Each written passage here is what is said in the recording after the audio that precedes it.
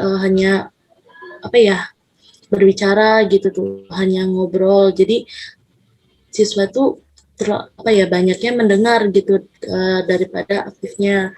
Kemudian jadi sehingga apa ya, kalau misalnya ada media pun mungkin siswa juga aktif gitu tuh, jadi tidak monoton. Kemudian yang ketiga, lebih berpusat kepada guru. Jadi seperti yang sudah saya katakan tadi, jadi kebanyakan ketika waktu saya masuk itu, jadi guru yang lebih aktif gitu tuh. Ketika bertanya kepada siswa pun banyak siswa yang masih diam, masih mungkin terlihat bingung gitu. Kemudian yang keempat yaitu proses pembelajarannya kurang kondusif mengingat kondisi pembelajaran yang jarak jauh. Jadi ketika proses pembelajaran juga, ketika guru menyampaikan materi atau berinteraksi dengan siswa yang lain juga banyak yang misalnya sibuk dengan sekitarnya, atau ada yang berbicara dengan orang tuanya atau yang lainnya, karena kondisinya juga seperti itu adanya gitu ketika pembelajaran jauh dilaksanakan. Kemudian, maka dari itu rumusan masalah yang ingin saya bahas dalam penelitian ini yaitu bagaimana pelaksanaan penggunaan media video pembelajaran untuk dapat meningkatkan hasil belajarnya pada konsep IPS pada siswa kelas 4A di SDNG situ. Kemudian yang kedua yaitu bagaimana peningkatan hasilnya pada konsep IPS di kelas 4 dengan menggunakan media video pembelajaran. Nah, kemudian di sini ada prosedur penelitiannya. Yang pertama yaitu perencanaan. Oh ya, sebelumnya saya menggunakan pendekatan kualitatif yang dimana nanti hasilnya akan dijelaskan secara deskriptif berupa kata-kata. Kemudian ini ada prosedurnya. Yang pertama itu ada perencanaan, yang kedua ada tindakan, yang ketiga juga ada pengamatan, kemudian yang terakhir ada refleksi. Saya menggunakan model ini berdasarkan banyak yang digunakan gitu menurut model Chemis dan Taggart. Kemudian selanjutnya dari hasil yang pertama, siklus yang pertama. Nah, dari hasil siklus yang pertama ini, pada saat awal kegiatan pembelajaran dilaksanakan itu, siswa masih sedikit ya partisipasinya dan keaktifannya terlihat dari nilainya yang ketika saya melakukan evaluasi atau penelitian dari 31 siswa, nilai yang berada di bawah KKM ini ada sebanyak 17 siswa atau 54,8%. Nah, sedangkan untuk yang di atas KKM-nya adalah sebanyak 14 siswa atau sebanyak 45,2%. Kemudian hasil dari penelitian yang keduanya yaitu sudah meningkat, terlihat ada peningkatan di mana siswa yang memiliki nilai di bawah KKM sebanyak 19,4%, sedangkan yang di atas KKM adalah siswa sebanyak 25 siswa yaitu 80,6%. Di sini saya mengambil batas kriteria minimumnya yaitu 75. Jadi untuk kesimpulannya di sini berdasarkan hasil penelitiannya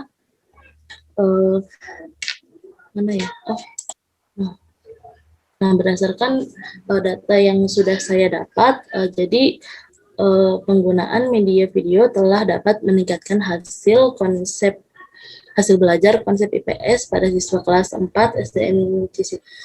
Sekian yang dapat saya sampaikan berdasarkan hasil dari penelitian yang sudah dilakukan. Baik, sekarang kita akan diskusikan lebih dalam hasil penelitiannya yang barusan sudah diringkas begitu ya dalam waktu yang sesingkat-singkatnya. Saya pikir akan panjang, tapi tidak apa-apa. Alhamdulillah, TDP bahwa TDP sudah menyelesaikan ini dengan tuntas begitu. Namun kita sebagai sebuah pembelajaran kita akan belajar bersama dan Iya. ada beberapa hal nanti dari saya, mungkin dari Pak Hafiz dan rekan-rekan yang hadir di sini juga memberikan pendapat atau pertanyaan untuk memperdalam hasil riset TDP. Pertama TDP barangkali saya ingin ke latar belakang begitu ya, karena judul ini variabel terikatnya adalah hasil belajar ya. Iya, Pak. Nah, hasil belajar. Jadi biasanya memang kalau persoalannya hasil belajar, maka data utama yang ditunjukkan adalah persoalan hasil belajar. Jadi data utamanya adalah data di mana hasil belajar siswa pada konsep IPS kalau tidak salah ya, Iya. itu lemah sekali begitu. Nah, karena di sini tidak tertampilkan persoalan utamanya terkait dengan harapan ingin meningkatkan data hasil belajar, barangkali bisa diuraikan oleh TDP bagaimana memang kondisi hasil belajar siswa sehingga ini menjadi penting untuk ditingkatkan. Silakan TDP. Berdasarkan pada mungkin bisa disebutnya pra ya Pak, karena pada saat itu ketika saya memasuki kelas tersebut dan memberikan semacam pretest gitu tentang materi yang ingin saya teliti, itu hasilnya masih banyak yang di bawah rata-rata.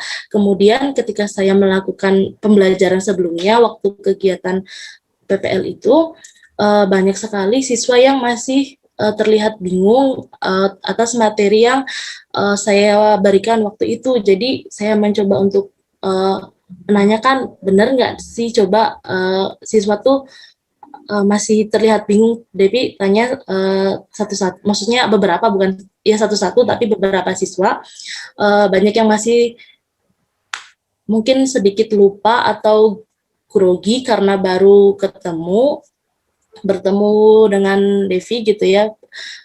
Devi juga kurang tahu, jadi untuk memastikannya Devi coba tanya misalnya tentang materi yang diteliti kan tentang kegiatan produksi, distribusi, dan konsumsi. Ternyata masih sedikit bingung dan sedikit keliru gitu tuh Pak. Jadi makanya Devi ambil materi ini untuk penelitian. Oh iya. Jadi sebetulnya memang data-data tentang rendahnya hasil belajar itu sebetulnya ada ya, lengkap, termasuk hasil wawancara pendalaman begitu ya, deep interview yang dilakukan oleh TDP kepada siswa, ternyata memang masih nampak siswa kebingungan. Betul begitu TDP ya? Iya Pak. Baik. Nah, di sini ada latar belakang masalah. Barangkali ini bukan menunjukkan persoalan-persoalan yang muncul, tetapi ini adalah penyebab dari persoalan tadi, masalah yang menjadi objek utama yang akan diselesaikan, yaitu hasil belajar. Nah, ini barangkali penyebabnya ini ya, siswa kurang semangat, kurang memanfaatkan media mungkin pada saat pembelajaran yang diamati oleh TDP, mungkin entah gurunya dan seterusnya. Kemudian proses pembelajaran masih teacher center, dan keempat adalah kurang kondusif. Nah, ini semua mungkin penyebab. Barangkali begitu ya, karena kalau ini menjadi persoalan juga, nanti harus di rating lagi. Jangan-jangan bukan masalah hasil belajar, jangan-jangan masalah semangatnya, jangan-jangan masalah apanya nih gitu. Mungkin ini penyebabnya, sehingga solusinya itu apa tuh? Tadi tuh menggunakan video ya? Iya. Nah, barangkali bisa diceritakan videonya seperti apa, karena memang sangat ringkas ya. Tadi tidak sempat isinya apa, bentuknya apa begitu. Untuk kita semua yang hadir di sini kira-kira, barangkali bisa ditayangkan videonya seperti apa. Silakan TDP. Pokoknya ambil waktu ini kita ini TDP menseminarkan, mengekspos hasil karyanya supaya bisa dimanfaatkan oleh teman-teman yang lain yang menyimak. Silakan. Untuk videonya, untuk kegiatan videonya ketika ketika kegiatan pembelajaran, Devi pakainya video PowerPoint kemudian memasukkan sedikit video tentang penjelasan materinya.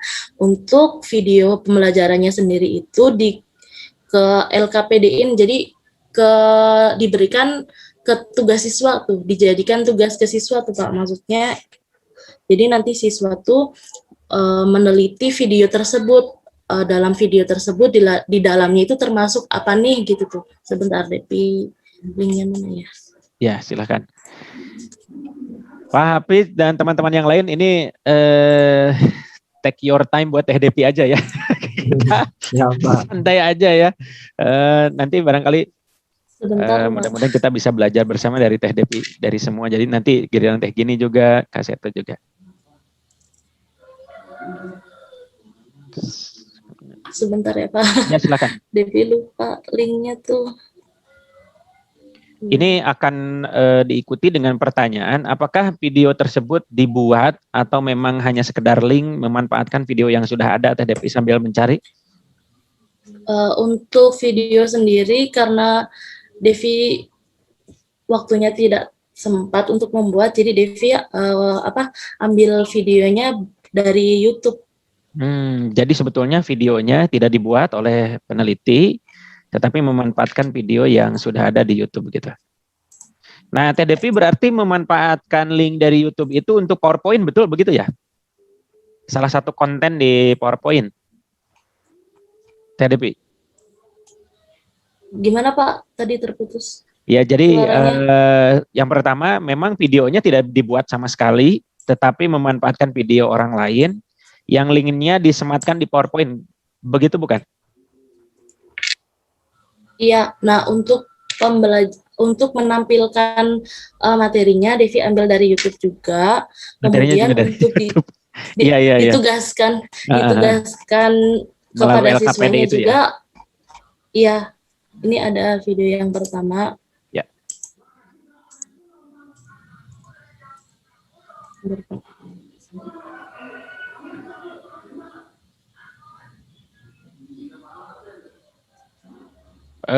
Awalnya memang saya menduga videonya dikreasikan oleh TDP langsung, tetapi ternyata memang link yang sudah ada di YouTube itu dimanfaatkan begitu ya TDP ya.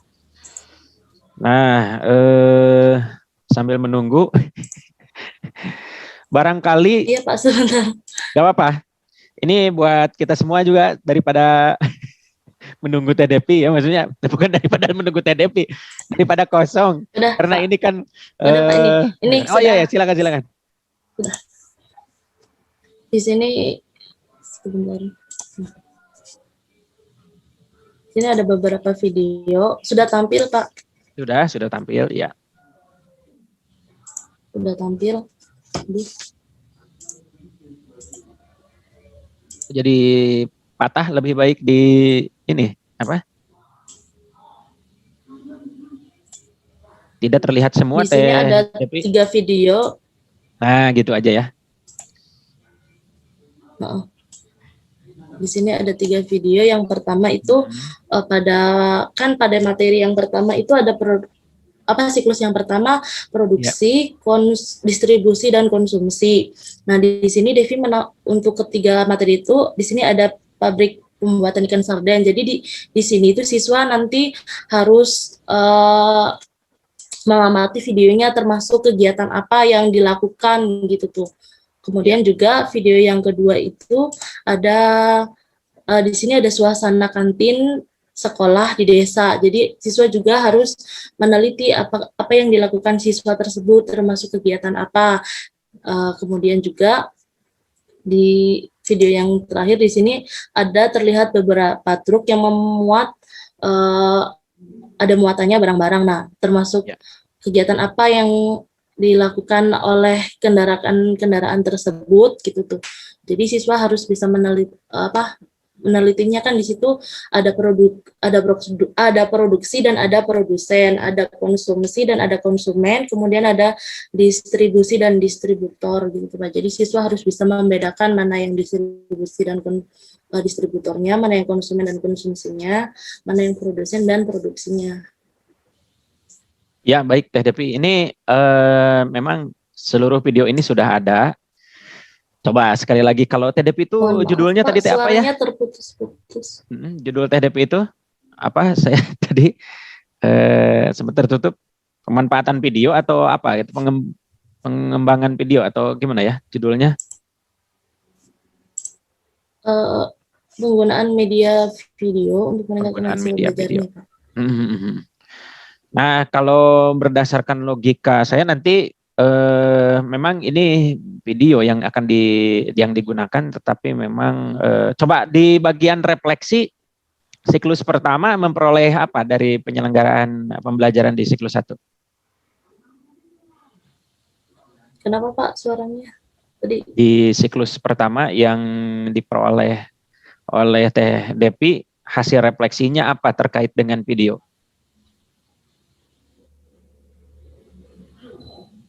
Pada siklus 1 hasil refleksi yang di siklus apa, pertama. Siklus pertama. Siklus pertama yang refleksinya apa tuh setelah dipraktekkan? Suaranya maaf Pak, Devi sinyalnya jelek. Ini kan seminar, sudah ditentukan tanggalnya. Barangkali TDP bisa mencari tempat nanti yang pas. Tapi ya ini sudah terjadi. Mudah-mudahan bisa terdengar. Sekali lagi hasil refleksi siklus pertama itu apa tuh yang ditemukan TDP terkait dengan video? Oh, siklus pertama yang ditemukan terkait video. Untuk siswanya atau hasilnya, Pak? Kan video ini dimanfaatkan, Teh Depi. Kemudian diselenggarakan pembelajaran, lalu Teh Depi merefleksi video ini gimana nih prosesnya, mungkin dampaknya gitu. Pada saat direfleksi, Teh Depi menemukan apa nih? Refleksi siklus pertama. Oh ya, refleksi siklus pertama yang Devi dapatkan dari video ini. Jadi siswa tuh untuk siswanya dulu ya Pak.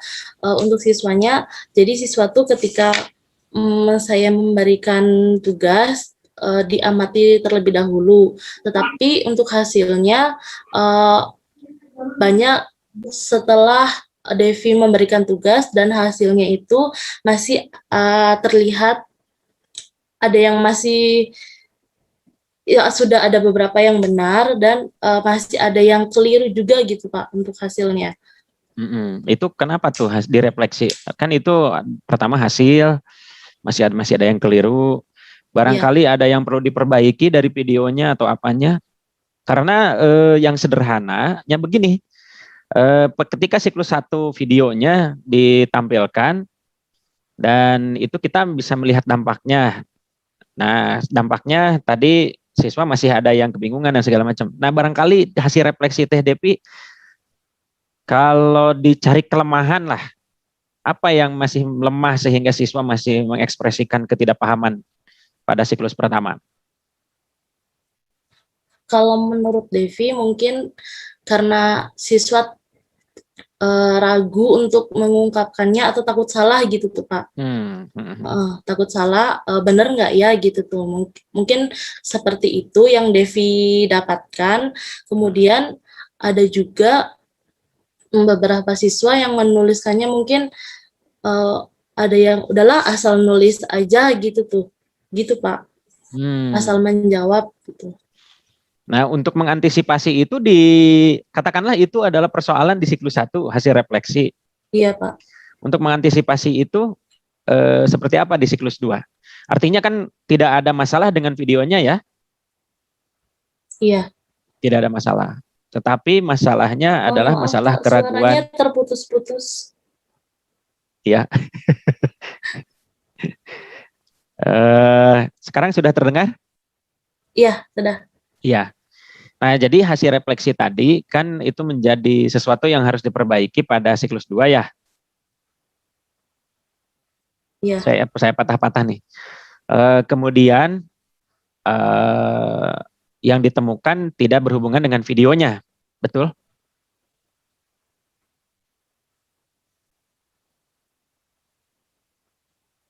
Gimana Pak? Ya, jadi Teh Depi tidak menemukan persoalan dari video yang Teh Depi tayangkan kepada siswa pada siklus pertama, betul?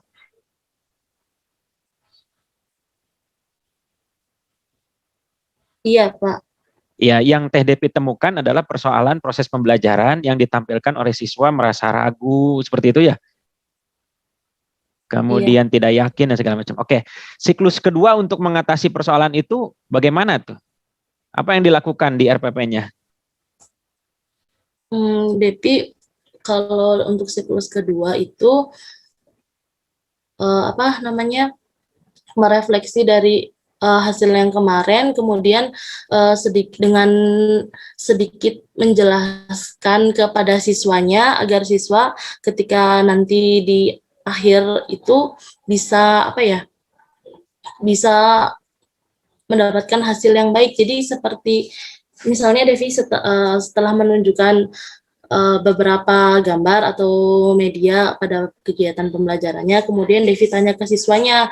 Nah, di situ juga terlihat siswa masih ada yang menjawab dengan benar, ada yang masih ya seperti itu Pak. Kemudian di akhirnya Devi bantu untuk sedikit menjelaskan bahwa kegiatan itu tuh seperti ini.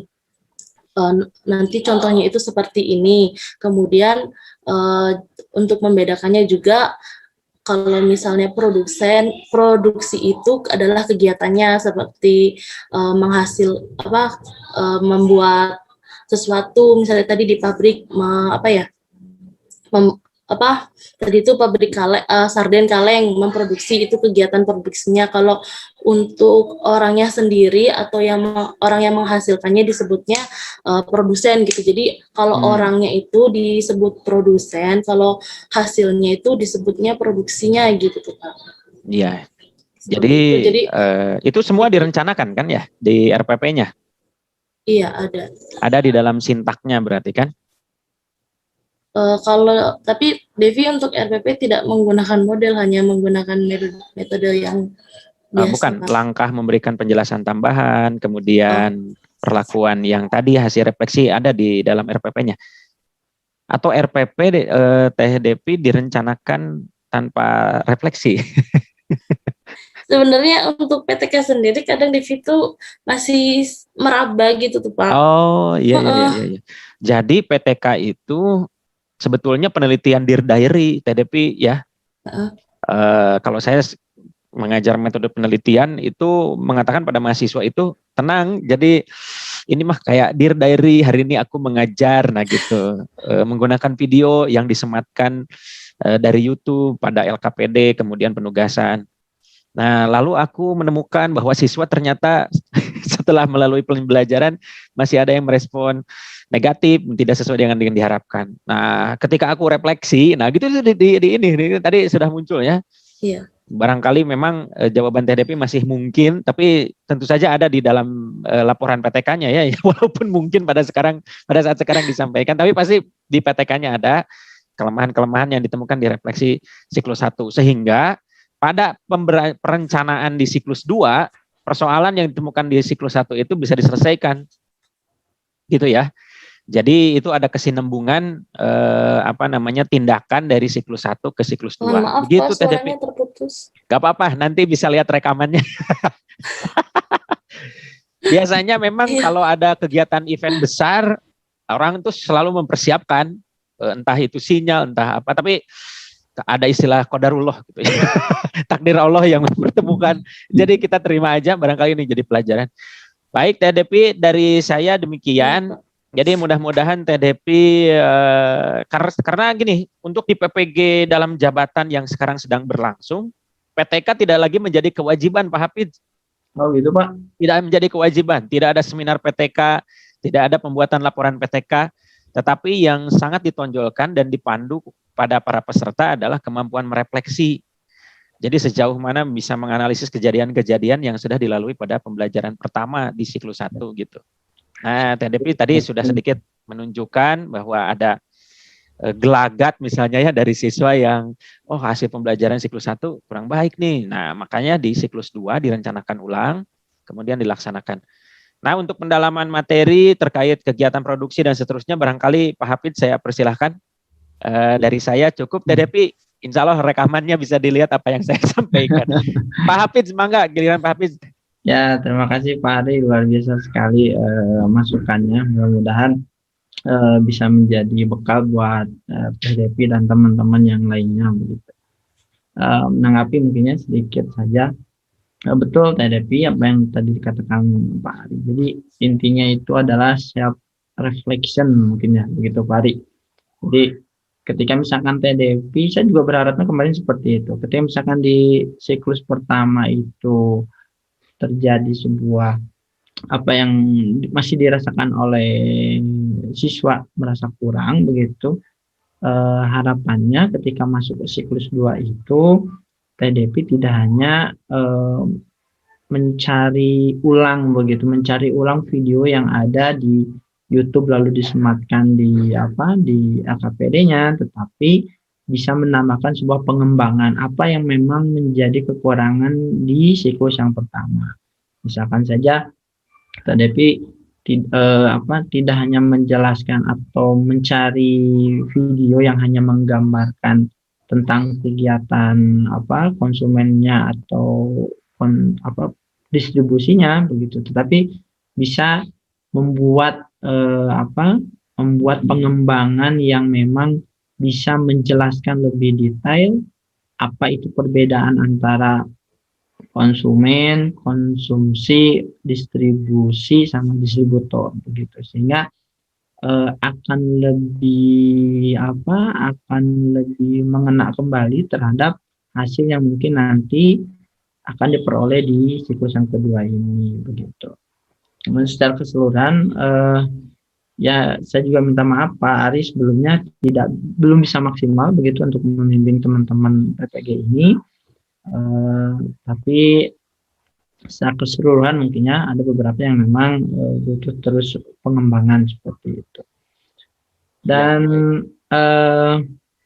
untuk yang lainnya begitu, mohon maaf Pak Ari kalau misalkan saya lihat judulnya terlebih dahulu begitu ya, konsep IPS. Sorry TDP boleh lihat ke judulnya nggak? Iya silakan TDP. Konsep IPS barangkali perlu pendalaman nih itu Pak Hafid. Iya betul. Untuk advance materialnya ya.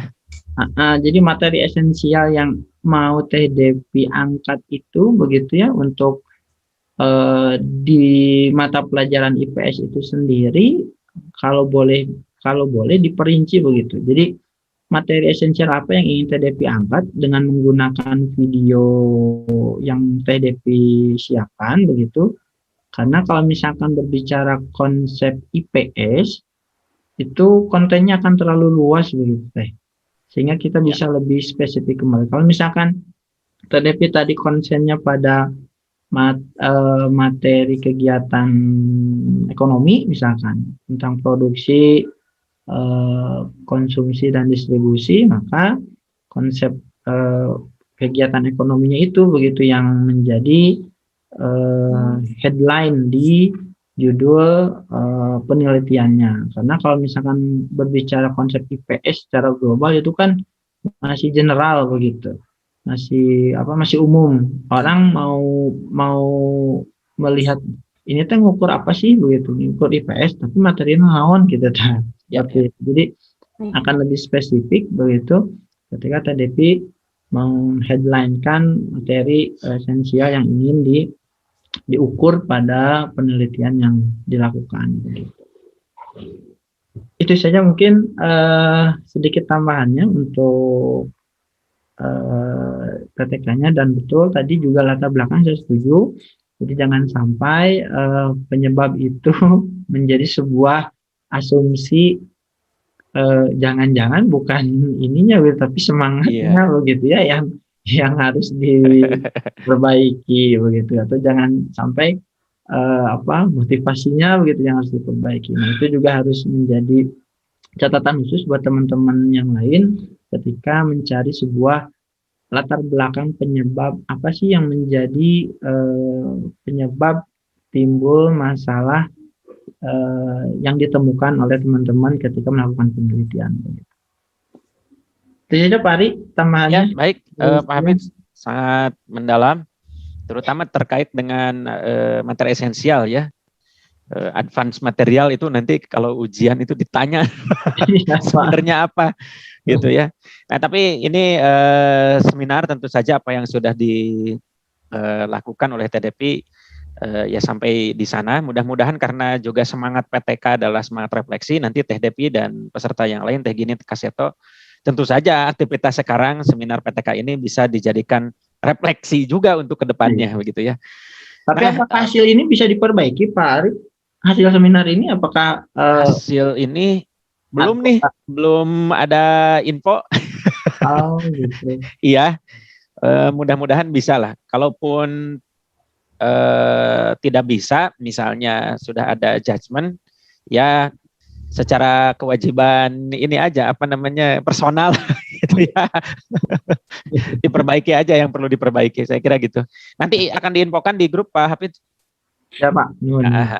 Teh Depi, terima kasih. Barangkali mau menyampaikan sesuatu sebelum giliran Teh Depi selesai. Sebelumnya mohon maaf untuk penelitian yang Devi lakukan, mungkin masih jauh dari kata maksimal gitu Pak. Soalnya untuk penelitian PTK sendiri Devi baru pertama kali, mungkin bukan alasan ya Pak karena pertama kalinya, tapi ya seperti ini Devi udah berusaha buat maksimal gitu, tapi Tidak karena apa-apa. Iya, mohon maaf untuk Pak Ari dan Pak Hafiz karena hanya seperti ini yang dapat disampaikan gitu Pak. Sebelumnya terima kasih dan mohon maaf. Iya, waduh, jangan sedih dong. Mohon di close dulu Teh Depi ininya. Sharingnya. Teh Depi, tetap Teh Depi memenuhi satu prinsip utama dalam kehidupan, terutama menjalani kehidupan PPG, yaitu kalimatnya ini, done is better than perfect. Beres lebih baik daripada sempurna. Dan Teh Depi sudah memberi kesempatan pada Teh Gini dan Kaseto lebih dulu makan beres mengambil kesempatan untuk tampil pertama. Terima kasih Teh Depi. Saya ucapkan selamat. Silakan di stop share screen-nya. Kita akan menuju peserta berikutnya Teh Gini untuk menguji coba dulu tayangannya apakah bisa ditampilkan atau belum. Silakan Teh Gini diuji coba dulu. Baik Pak, sebentar. Belum bisa ya Pak share screen-nya? Tidak ada. Coba. Oh, di situnya ya. Maaf. Mau akun yang mana yang akan share screen? Nah, ini Teh Gini ada 2 nih. Yang ini aja Pak. Yang sedang bicara? Iya. Oke. Silakan.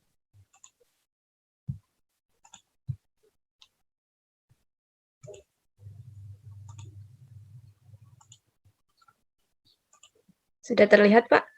Sudah, baik Teh Gini, waktu dan ruangan. Saya persilakan. Iya, terima kasih Pak. Ya.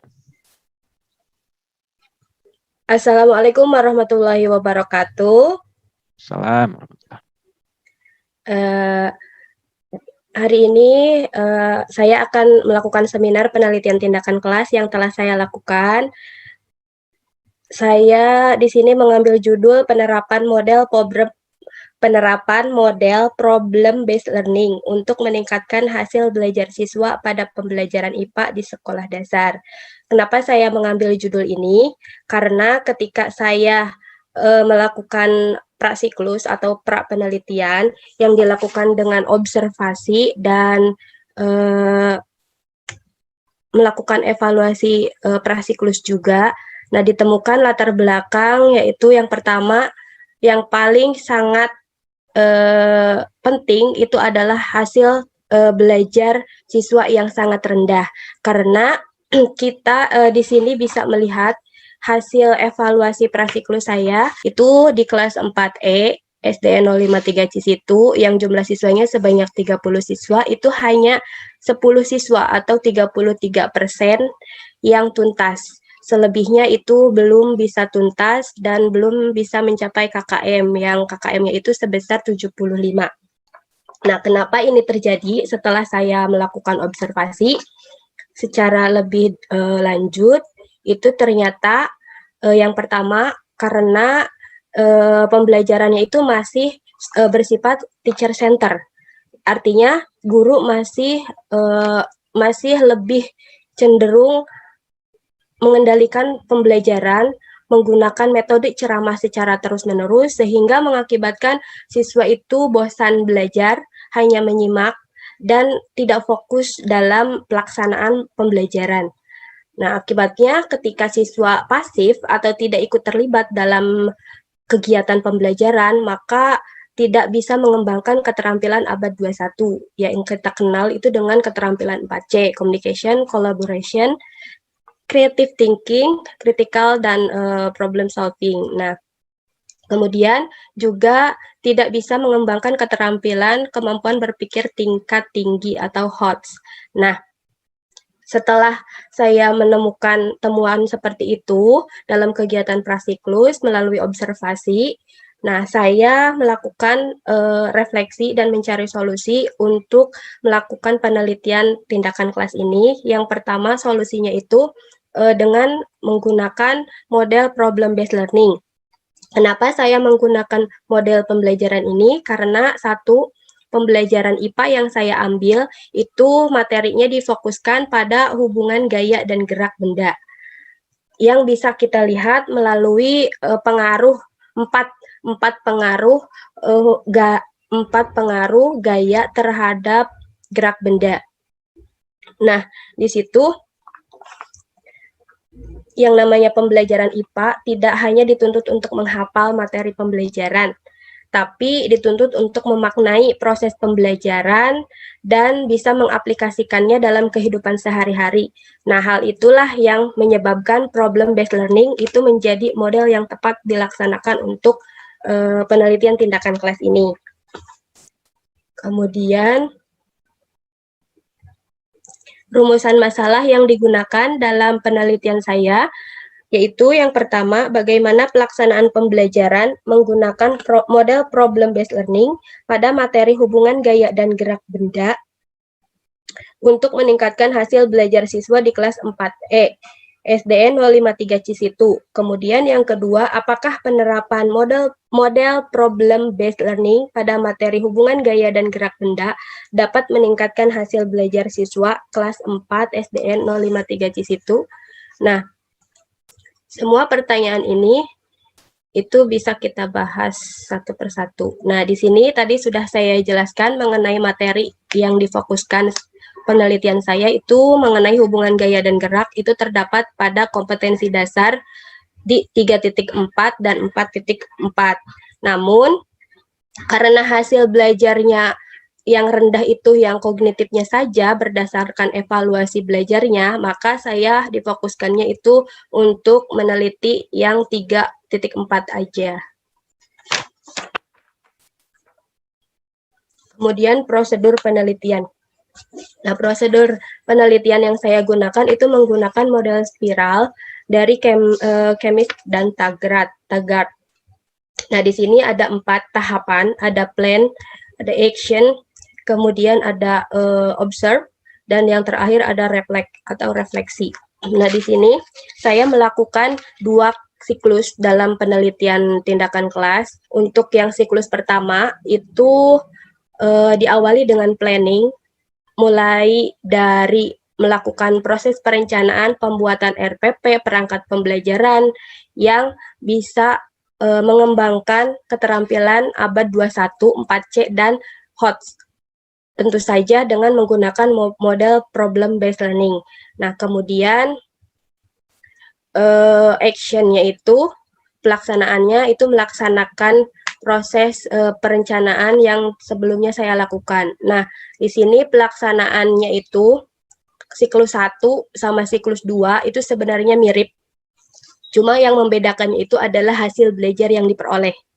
Nah, saya akan menjelaskan sedikit tentang proses pelaksanaan pembelajaran atau action yang saya lakukan.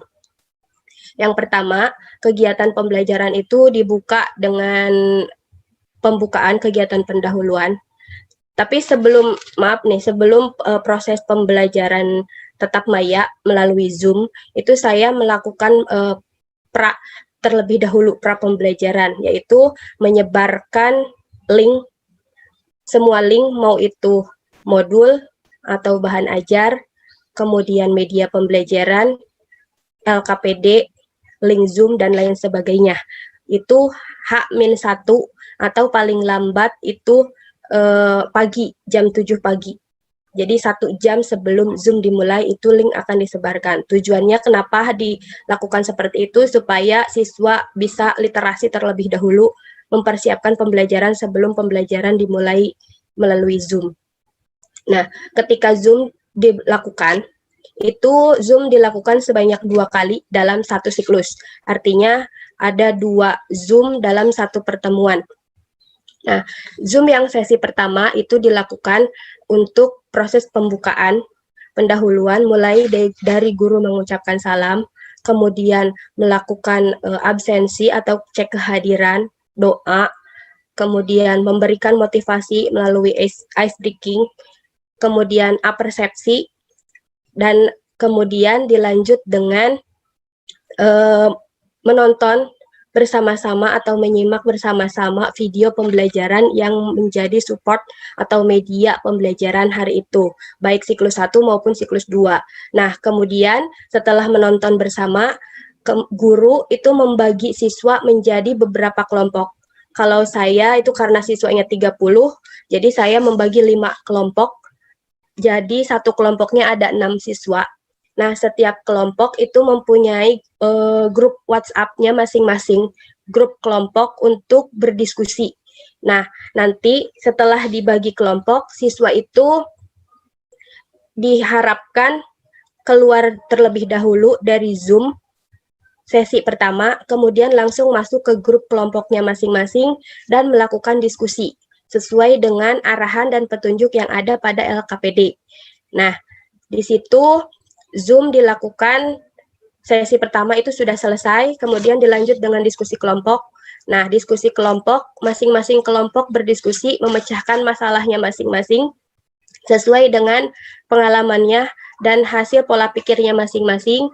Di situ siswa menganalisis mengenai hubungan gaya dan gerak.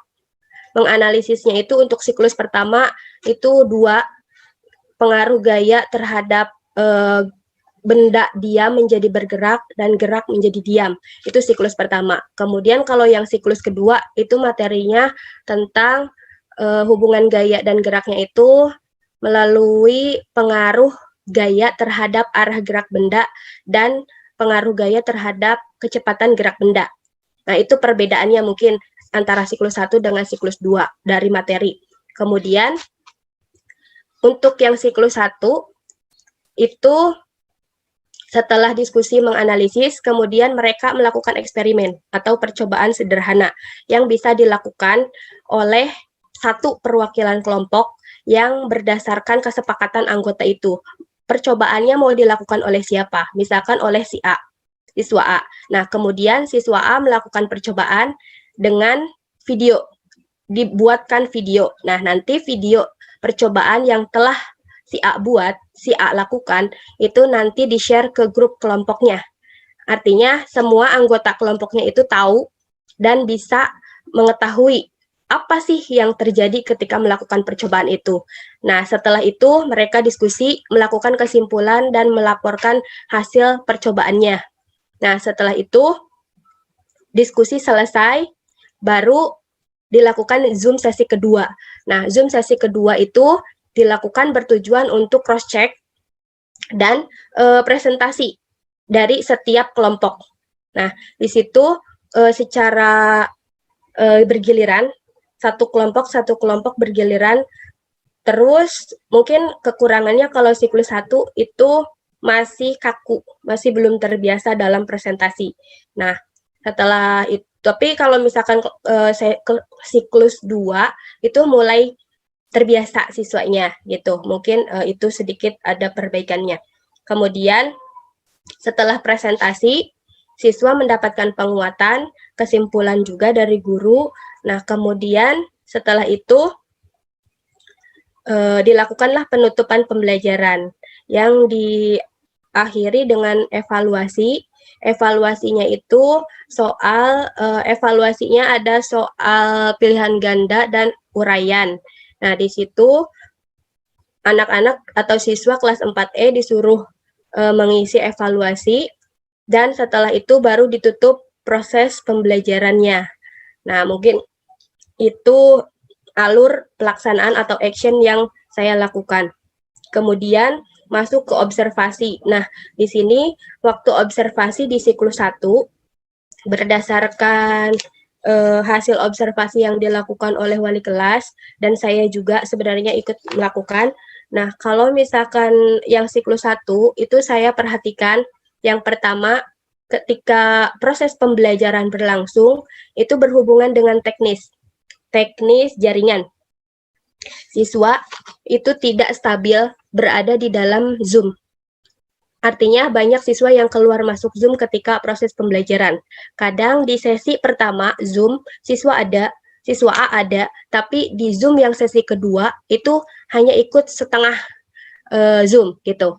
Nah, itu proses yang menjadi kendala saya ketika pembelajaran di siklus pertama.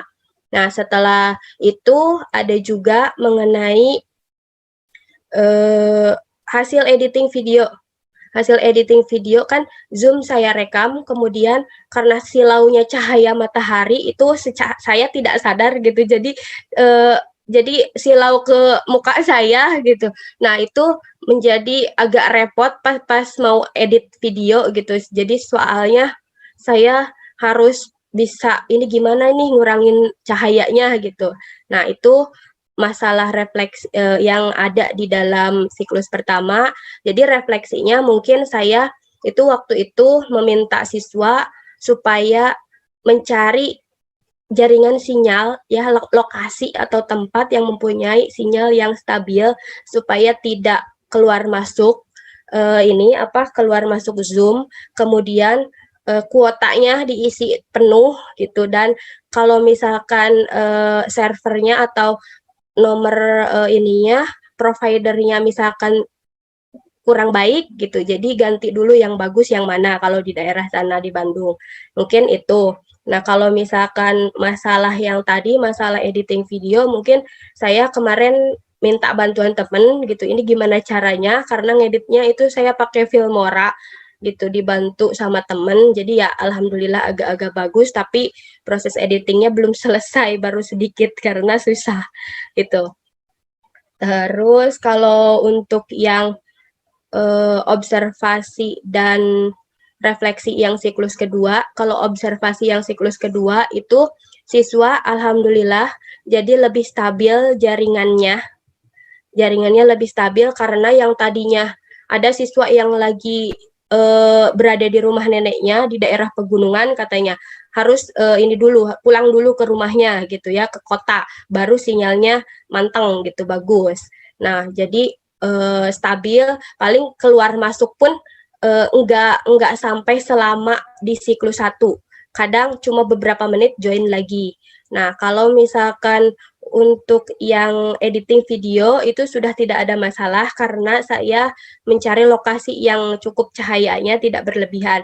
Nah, kalau refleksi di siklus 2 itu alhamdulillah hasil belajarnya bagus dan mencapai target ketuntasan, makanya siklus kedua itu di-stopkan penelitiannya. Untuk berapanya hasil observasi dan hasil belajarnya kita akan bahas di bagian berikutnya. Nah, ini hasil observasi kinerja guru dan aktivitas belajar siswa. Nah, di sini pada siklus pertama, kinerja guru itu sudah 80% atau dapat dikategorikan dengan baik. Nah, sedangkan untuk aktivitas siswa, ya aktivitas belajar siswa itu lebih bagus dari kinerja guru. Berapa? Jadi 81,25. Nah, ini kenapa bisa terjadi seperti ini? Mungkin ini efek excited dari siswa yang biasanya tadinya siswa itu diam, hanya menyimak, tidak ikut berpartisipasi. Nah, siswa jadi lebih semangat karena ikut dilibatkan dalam pembelajaran. Makanya hasil observasi aktivitas belajar siswa meningkat. Gitu. Kemudian di siklus 2 itu terjadi peningkatan lebih banyak baik hasil observasi guru maupun siswa, yang bisa dilihat menjadi 93,75% dan untuk yang siswanya adalah 95%. Kemudian untuk hasil belajar siswa. Nah, hasil belajar siswa itu sudah dapat kita lihat dari awal prasiklus sampai siklus 2. Nah, dari awal prasiklus itu mencapai sekitar 33% yang tuntas ya tadi di latar belakang. Kemudian untuk yang siklus pertama itu naik menjadi 70, sebentar, takut salah.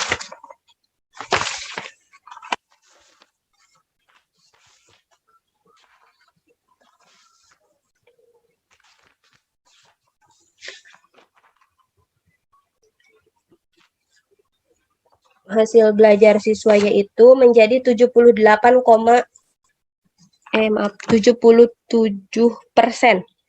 Hasil belajar siswa di siklus 1 itu adalah 77%. Kemudian di siklus 2 itu naik lagi jadi 87%. Nah, karena saya menentukan ketuntasan belajarnya itu adalah 80%, nah ketika di siklus 2 mendapatkan 87% hasil belajarnya, makanya hasil belajarnya itu dianggap tuntas secara klasikal dan saya hentikan siklusnya, penelitiannya selesai. Mungkin itu, kemudian simpulannya. Di sini bisa diketahui penggunaan model pembelajaran problem based learning dalam pembelajaran IPA di kelas 4 itu menunjukkan hasil observasi guru pada siklus 1 adalah 80% dengan predikat baik, kemudian meningkat menjadi 93,75%. Kemudian aktivitas belajar siswa dari 81,25% di siklus 1 itu meningkat menjadi 95% di siklus kedua. Kemudian hasil belajar IPA di kelas 4 itu menggunakan model problem based learning mengalami peningkatan juga setiap siklus ya, baik rata-rata maupun hasil ketuntasan belajarnya. Nah, kalau rata-ratanya itu yang diperoleh itu di siklus 1 ada 76,67 menjadi naiknya itu menjadi 83. Nah, sedangkan untuk presentasi ketuntasannya itu dari 77% menjadi 87%. Nah, karena sudah mencapai ketuntasan, target ketuntasan, maka penelitian tindakan kelas yang saya lakukan itu diberhentikan. Mungkin itu penelitian tindakan kelas yang telah saya lakukan. Mohon maaf apabila ada kekurangan. Terima kasih. Saya kembalikan ke Pak Ari. Baik, alhamdulillah. Selamat Teh Gini sudah memaparkan dengan begitu detail, walaupun ada satu slide yang nomor 4 tadi, karena Kenapa? mungkin Teh Gini ini memahami prinsip PowerPoint, jadi sangat poinnya sangat power, sangat poin yang dijelaskan banyak begitu ya. Iya. Slide nomor 4 tuh prosedur penelitian. Oh iya, Tetapi ini. tampilannya tidak berubah-berubah, hanya ini saja. Tapi tentu saja di dalam laporannya sangat detail. Penjelasan slide 4 ini sangat banyak dan itu pasti hasil dari cerminan apa yang ada di dalam laporan. Nah, Teh Gini kita akan lakukan pendalaman. Teh Gini barangkali kalau diperlukan PowerPoint-nya bisa ditayangkan, tetapi untuk sementara tanya jawab ini untuk pendalaman tidak perlu ditayangkan, jadi stop share. Boleh, Pak. Ya. Yang pertama, Teh Gini, menarik yang Teh Gini ungkapkan di bagian latar belakang. Ya. Temuannya yang utama adalah pembelajaran yang teacher centered, ya kan? Ya. Dan itu Teh Gini sangat mengapresiasi apabila teacher center itu dibiarkan, itu akan berbahaya pada pencapaian 4 kompetensi yang diharapkan di dalam pembelajaran abad 21, yang 4C itu. Nah, coba bagaimana PBL ini bisa mengembangkan 4C, barangkali bisa ditunjukkan oleh Teh Gini secara deskriptif, mungkin dari langkahnya, mungkin dari apalah, silakan. Boleh, Pak. Mau sambil share screen RPP-nya nggak, Pak? Boleh. Bagus. Ya, sebentar. Karena di latar belakang sangat tegas itu yang dimunculkan. Walaupun ya hasil belajar, tapi saya lebih fokus ke sana dulu. Silakan Teh Gini. Sebentar.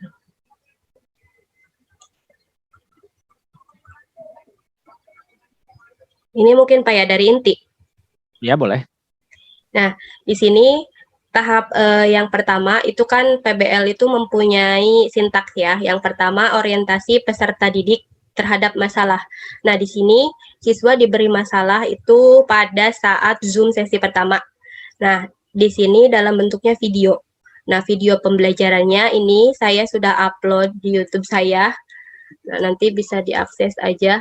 Nah, di sini video ini tentang hubungan gaya dan gerak. Nah, di sini setelah siswa disuruh nonton video atau menyimak video bersama-sama di Zoom, atau kalau misalkan waktu pertama sih masih ada kendala koneksi, makanya ada siswa yang bilang, udah Bu, saya nonton sendiri aja di YouTube. Oke, nggak apa-apa gitu. Nah, jadi waktu diskusi ada pembagian tugas, ada yang siswa nonton, yang belum sempat nonton, ada yang diskusi, ada yang ikut percobaan. Nah, itu. Kemudian di sini setelah orientasi masalah, kemudian siswa dilakukan sintaks yang kedua, yaitu mengorganisasikan peserta didik untuk belajar. Itu berkelompok secara daring tentunya. Nah, di sini pembagian kelompok heterogen yang dibuat grup kelompok WA itu. Nah, setelah dibentuk kelompok, siswa itu masuk ke dalam grup kelompoknya masing-masing, kemudian diberi arahan, diingatkan kembali oleh saya, takutnya ada yang lupa atau tidak nyimak. Nah, kemudian siswa langsung masuk ke LKPD dan masing-masing itu langsung menganalisis, masing-masing kelompok menganalisis apa saja sih pengaruh gaya itu terhadap gerak benda. Yang kalau siklus 1 itu yang tadi 2 dulu ya, yang benda diam menjadi bergerak, benda bergerak menjadi diam. Kemudian sintaks yang berikutnya itu kegiatan membimbing siswa untuk penyelidikan individu maupun kelompok. Nah, di sini kegiatan membimbingnya tentu dilakukan saat percobaan. Nah, pada waktu itu ada siswa yang kebingungan, Ibu, ini saya gimana? Saya harus percobaan, tapi saya juga harus rekam video. Nah, waktu itu saya coba kasih saran, coba cari tempat simpan kamera di mana gitu. Nah, nanti supaya kita terlihat percobaannya kayak gimana. Atau misalkan kalau susah sendiri bisa minta tolong orang tua. Nah, di situ saya melibatkan orang tua juga karena membantu memvideokan itu siswa yang sedang percobaan. Nah, kemudian setiap kelompok mendapatkan bimbingan juga di saat mengalami kesulitan membuat laporan hasil percobaan. Nah, di sini lebih ke teknis pengerjaan LKPD sebenarnya, karena siswa bingung. Kadang, Ibu, ini LKPD-nya diisi langsung secara online atau di buku tulis? Itu karena siswa belum sedikit terbiasa. Padahal sebelumnya saya pertemuan yang pertama PPL itu sebenarnya saya sudah menggunakan LKPD, menggunakan live worksheet. Nah, cuma siswanya karena saya awal ngajar itu di bulan Februari, kemudian PTK April, mungkin siswanya agak lupa, makanya nanya kembali teknis pengerjaan LKPD-nya. Gitu. Jadi di situ saya membimbing kalau mengerjakan LKPD-nya langsung secara online menggunakan live worksheet, cuma satu kelompok satu LKPD yang dikumpulkan. Jika ada anggota yang lain mau isi, bisa di-print langsung, atau ditulis jawabannya saja di buku tulis masing-masing. Mungkin itu, karena yang saya butuhkan hanya satu LKPD untuk satu kelompok, karena itu LKPD-nya berkelompok. Kemudian sintaks berikutnya itu adalah mengembangkan dan menyajikan hasil karya. Nah, kalau tadi kan kegiatan membimbing itu masih dalam bentuk diskusi online menggunakan WhatsApp. Nah, kalau menyajikan dan mengembangkan hasil karya itu sudah masuk ke Zoom sesi kedua. Nah, jadi siswa itu bergiliran presentasi apa aja sih yang sudah diisi di LKPD-nya, hasil percobaannya apa saja dijelaskan di situ. Kemudian masuk ke mata pelajaran yang satunya yang bahasa Indonesia mengenai teks fiksi itu. Nah, kemudian menganalisis dan mengevaluasi proses pemecahan masalah. Jadi di sini guru mendapatkan memberikan komentar, pembahasan dan penguatan hasil presentasinya. Karena setiap kelompok ada saja jawabannya yang keliru gitu ya atau kurang tepat. Jadi diluruskan mana yang benar, kita kasih penguatan lebih jelas lagi supaya tidak ada miskomunikasi atau miskonsepsi dalam proses pembelajaran. Karena siswa mencari tahu sendiri melalui media, modul dan pengalaman belajarnya sendiri gitu. Ya. Mungkin itu Pak. Ya, lengkap sekali ya. Jadi 4C, communication, critical thinking, creativity, kolaborasi semuanya terfasilitasi oleh PBL. Ya. Dan barusan sudah ditampilkan oleh Teh Gini. Teh Gini, latar yang kedua ini terkait dengan hasil belajar.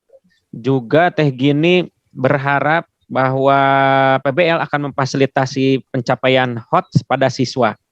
Ya. Nah, barangkali bisa ditunjukkan HOTS-nya di mana untuk pembelajaran yang Teh Gini selenggarakan yang dibantu oleh PBL. Soal evaluasinya, Pak. Iya, kan targetnya ke sana ya. Iya. Dan kemudian pembelajarannya juga memang harus hot. Iya. Pembelajaran. Walaupun tidak menutup kemungkinan ada yang lewat untuk tujuan-tujuan pembelajaran tertentu ya. Mungkin kalau di yang HOTS itu saya menggunakannya kata kerja operasional di soal, Pak. Jadi siswa itu dikasih misalkan jenis soalnya itu yang pertama panjang-panjang, memerlukan analisis yang lebih gitu. Jadi nggak bisa sekali mikir langsung jadi jawabannya gitu, nggak, walaupun pilihan ganda. Jadi di sini ada, saya kasih satu contoh soalnya itu, mana ya, takut salah. Saya coba share screen lagi ya Pak. Silakan, santai aja. Iya. Ini lagi syuting ini. Saya lihat di YouTube ada 3 viewers, siapa yang nonton ya? Saya sebar ke teman saya 1. Tapi emang lagi unlisted, barangkali nanti ada yang mau diedit. Ini dari kisi-kisi Pak, atau dari mana? Boleh dari situ juga. Wah, udah C4 semua ya. Iya. Iya. Nah, maksud saya kalau di di dalam evaluasi itu jelas bisa ditagih ya. Tetapi di dalam proses menggunakan PBL itu biasanya kan ada istilah, ada pertanyaan-pertanyaan yang bisa memantik kemampuan siswa dalam mengandalkan atau mengeluarkan kemampuan berpikirnya tingkat tinggi gitu.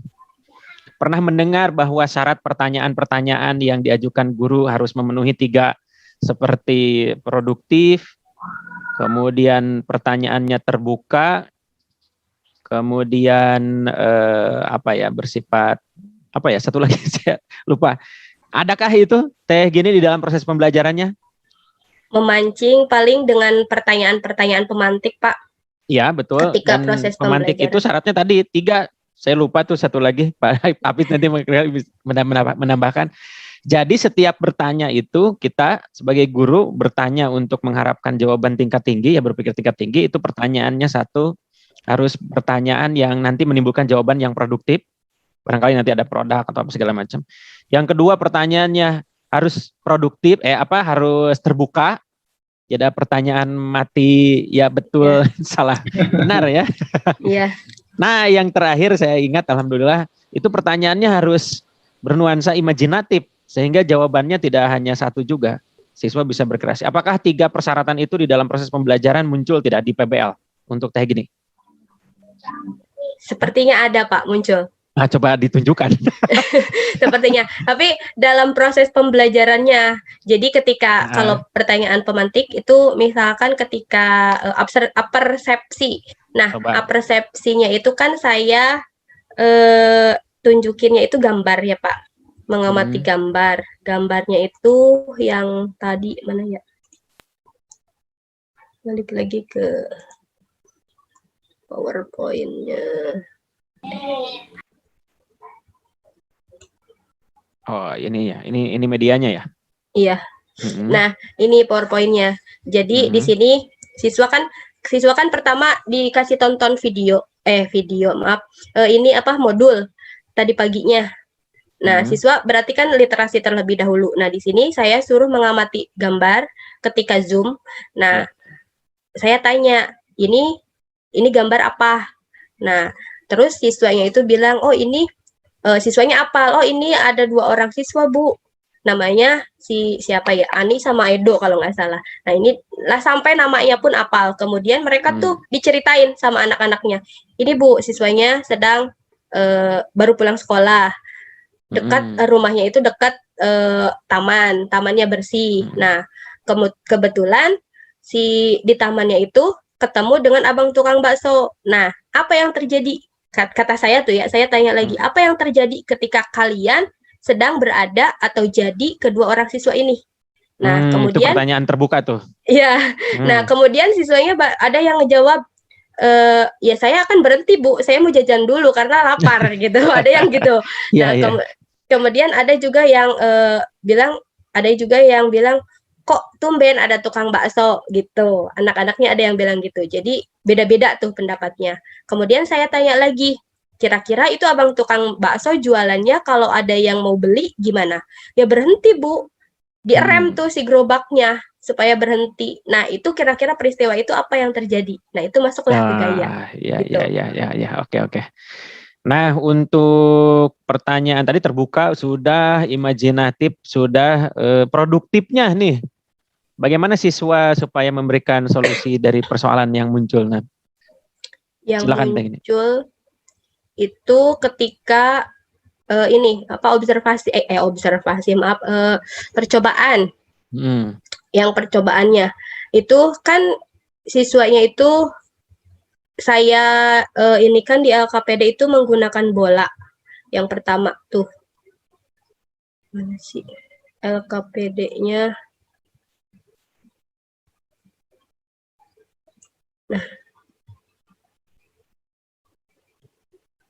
Nah ini alat dan bahannya itu kan yang pertama kelereng sama bola tenis. Nah kemudian siswa itu bilang protes, Ibu di saya nggak ada kelereng, di saya nggak ada bola tenis gitu. Nah jadi gimana kalau misalkan saya bikin bola dari gulungan kertas?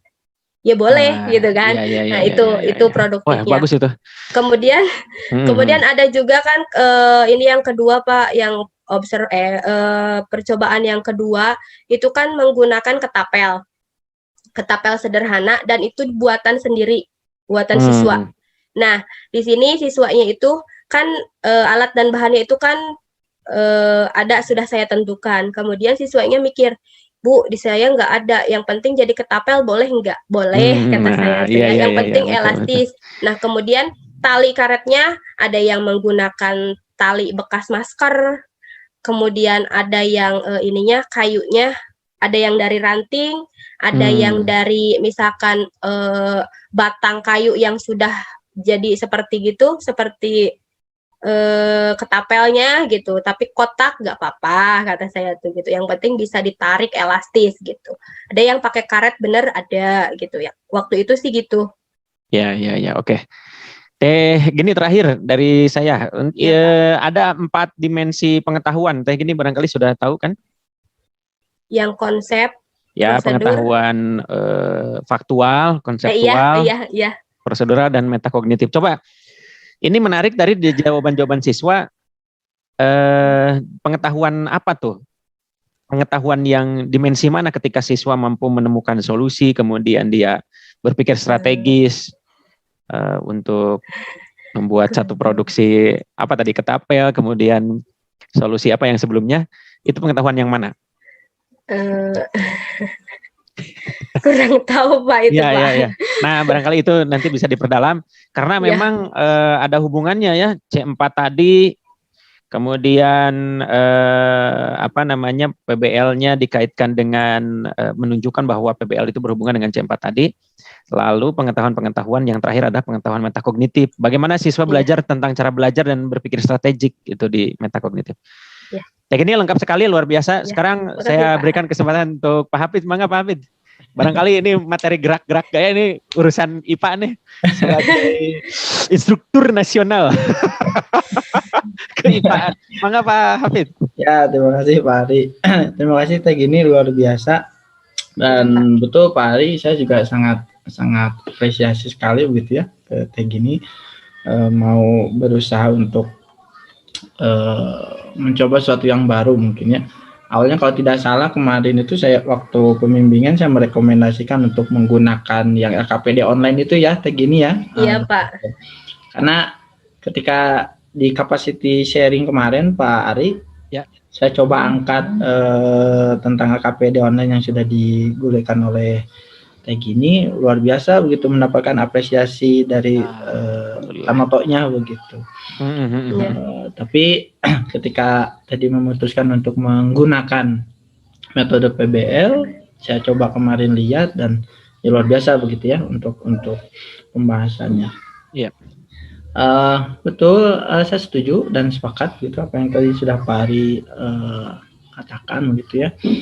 Sedikit saja menambahkan, jadi memang ketika kalau kita mau telusuri lebih dalam gitu untuk PBL ini memang betul-betul bisa meningkatkan keterampilan abad 21 seperti yang tadi 4C-nya pasti muncul gitu. Iya, betul. Seperti itu.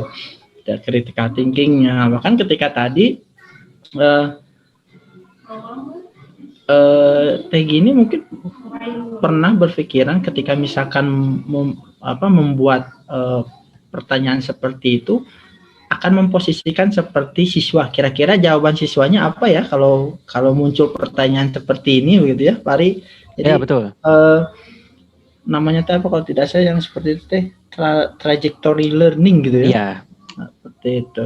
Jadi ketika kita ngajar itu kita juga bisa memposisikan siswa, kalau siswanya belajar seperti ini gimana ya, ngerti nggak? Atau kira-kira pertanyaan atau jawaban yang siswa akan berikan ketika gurunya memberikan pertanyaan itu kira-kira apa saja? Kan itu juga melatih kita untuk menentukan pertanyaan terbuka yang tadi seperti itu. Nah, untuk yang lainnya mungkin sebentar saya coba lihat dulu. Nah, tadi kan tidak hanya itu saja ya, tidak hanya hasil belajar saja yang diukurnya, ternyata ada aktivitasnya juga begitu. Cuma yang ingin saya tanyakan kayak gini tadi, kalau tidak salah mengukur aktivitas gurunya begitu ya? Iya, kinerja guru. Kinerja guru. Kalau boleh tahu indikator kinerja gurunya itu seperti apa begitu?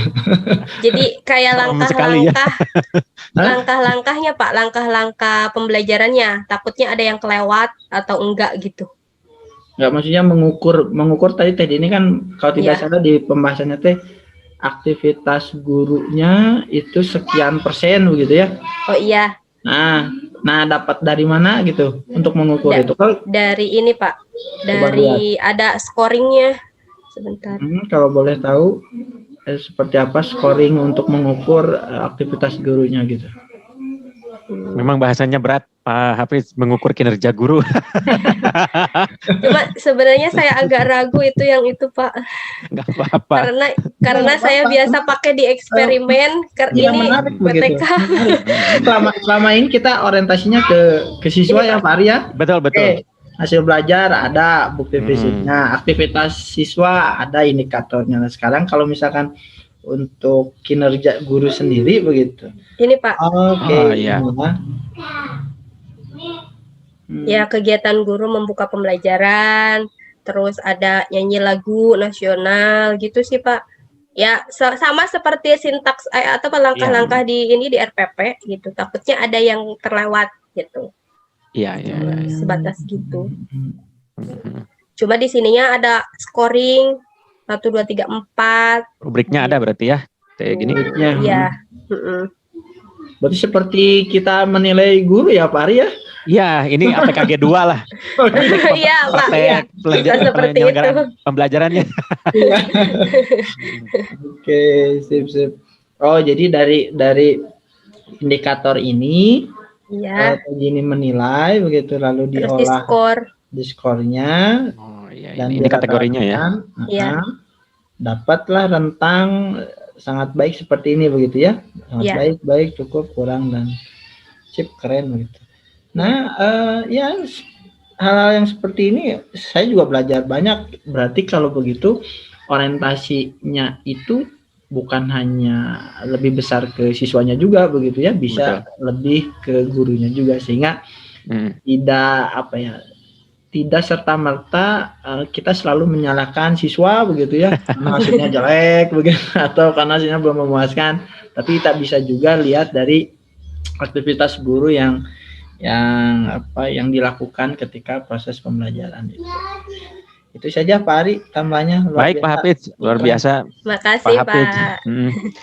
Yang saya catat dari Pak Hafiz itu bagaimana guru sensitif dalam melakukan perencanaan sehingga sebelum menyelenggarakan pembelajaran itu disimulasikan dulu, gitu ya, tadi yang trajektori itu. Kayak gini, selamat aktivitas untuk presentasi seminar PTK untuk Teh Gini sudah selesai. Nah, kita lanjut ke Kaseto. Nah, karena ini Kaseto, kita ice breaking dulu. Silakan mendongeng Kaseto. Menghilang Pak Ari, Kaseto bisa menghilang Pak Ari. Oh, bisa menghilang. Oh iya ya. Gimana Titik? Sempat viral kemarin bisa menghilang.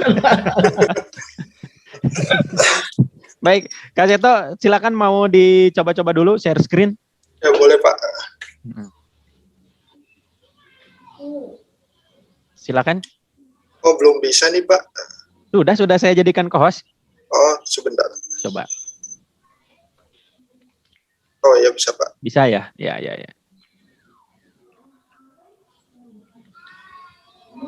Sudah terlihat Bapak? Masih menghilang. Oh, nah sekarang udah. Oh, udah.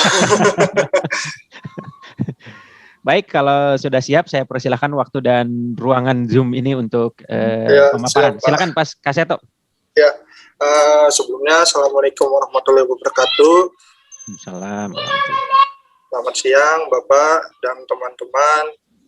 Ini hasil PTK saya yang berjudul peningkatan minat belajar siswa melalui penggunaan metode talking stick pada materi menemukan ide pokok dan informasi di dalam teks pada siswa kelas 4A SD 053 Situ Bandung.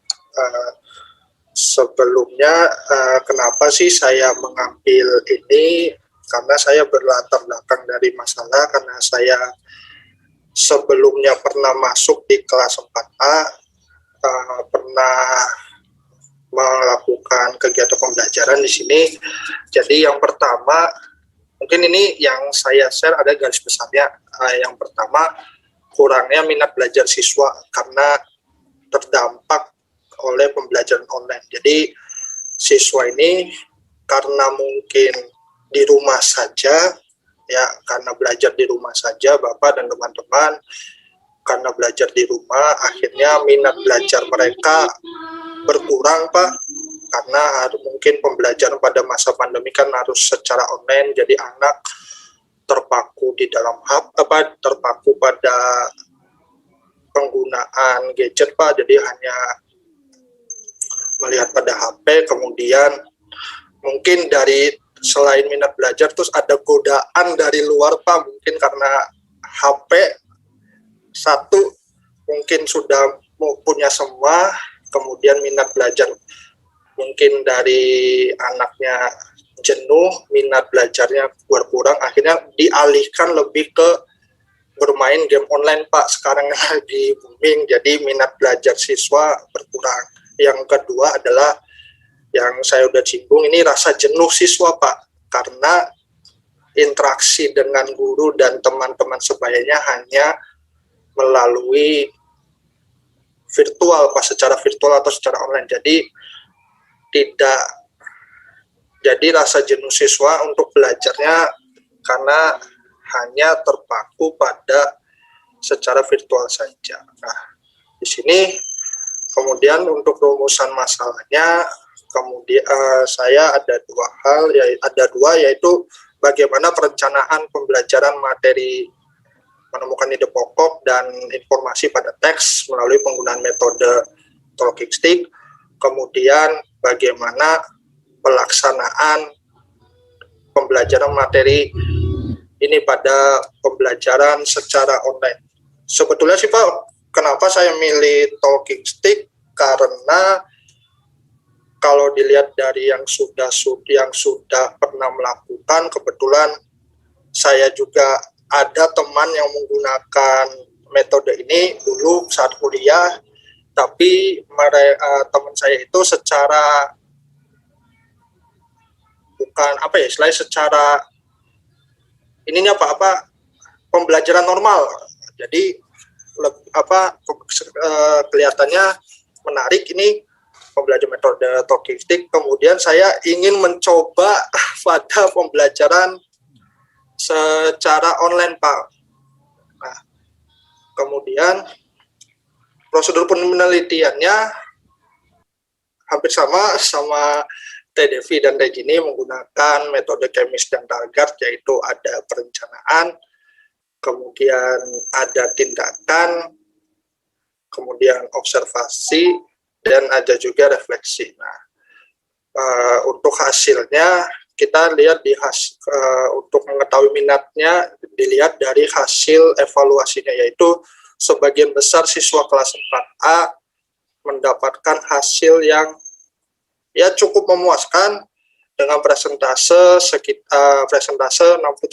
Tapi di sini untuk refleksi pembelajaran siklus 1 ini karena bertepatan dengan bulan Ramadan, dalam keadaan mungkin anak lemas, jadi sebagian masih belum terbiasa, Pak, dengan metode talking stick ini, karena rata-rata kalau mungkin selama pembelajaran online mungkin hanya terpaku pada guru saja yang hanya menjelaskan. Nah, kalau di metode ini kan ada interaksinya, itu berbentuk dengan tanya jawab, Pak. Jadi ketika saya memberikan pertanyaan ke siswa, ada yang masih merasa takut untuk menjawabnya karena mungkin satu belum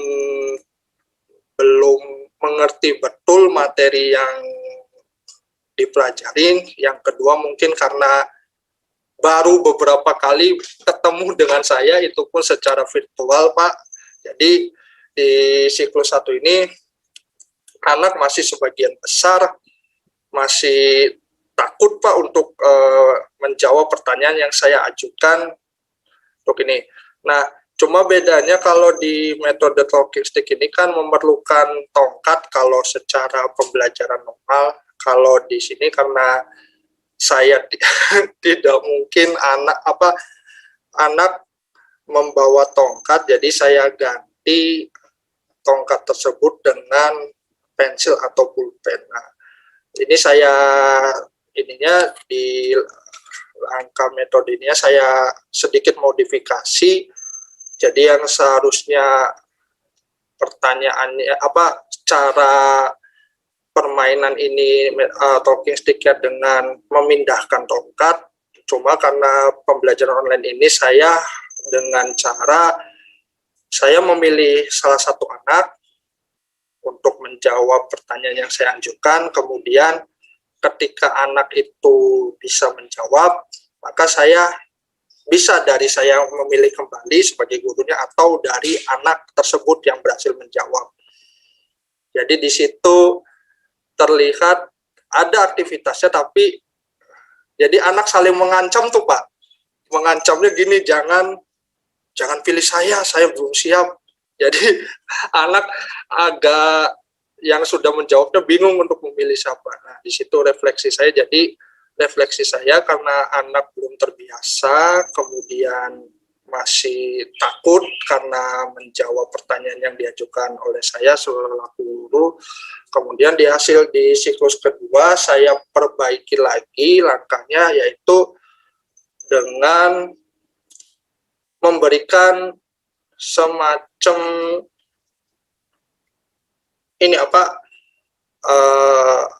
ice breaking dengan cara anak jangan takut untuk menjawab pertanyaan itu, atau kemudian saya juga diadakan bercerita dulu di tengah-tengah belajar, jadi si anak tidak merasa takut untuk menjawab karena mungkin dari sayanya yang takut. Nah, untuk hasil siklus kedua ini alhamdulillah ada peningkatan dari hasil yang belajarnya.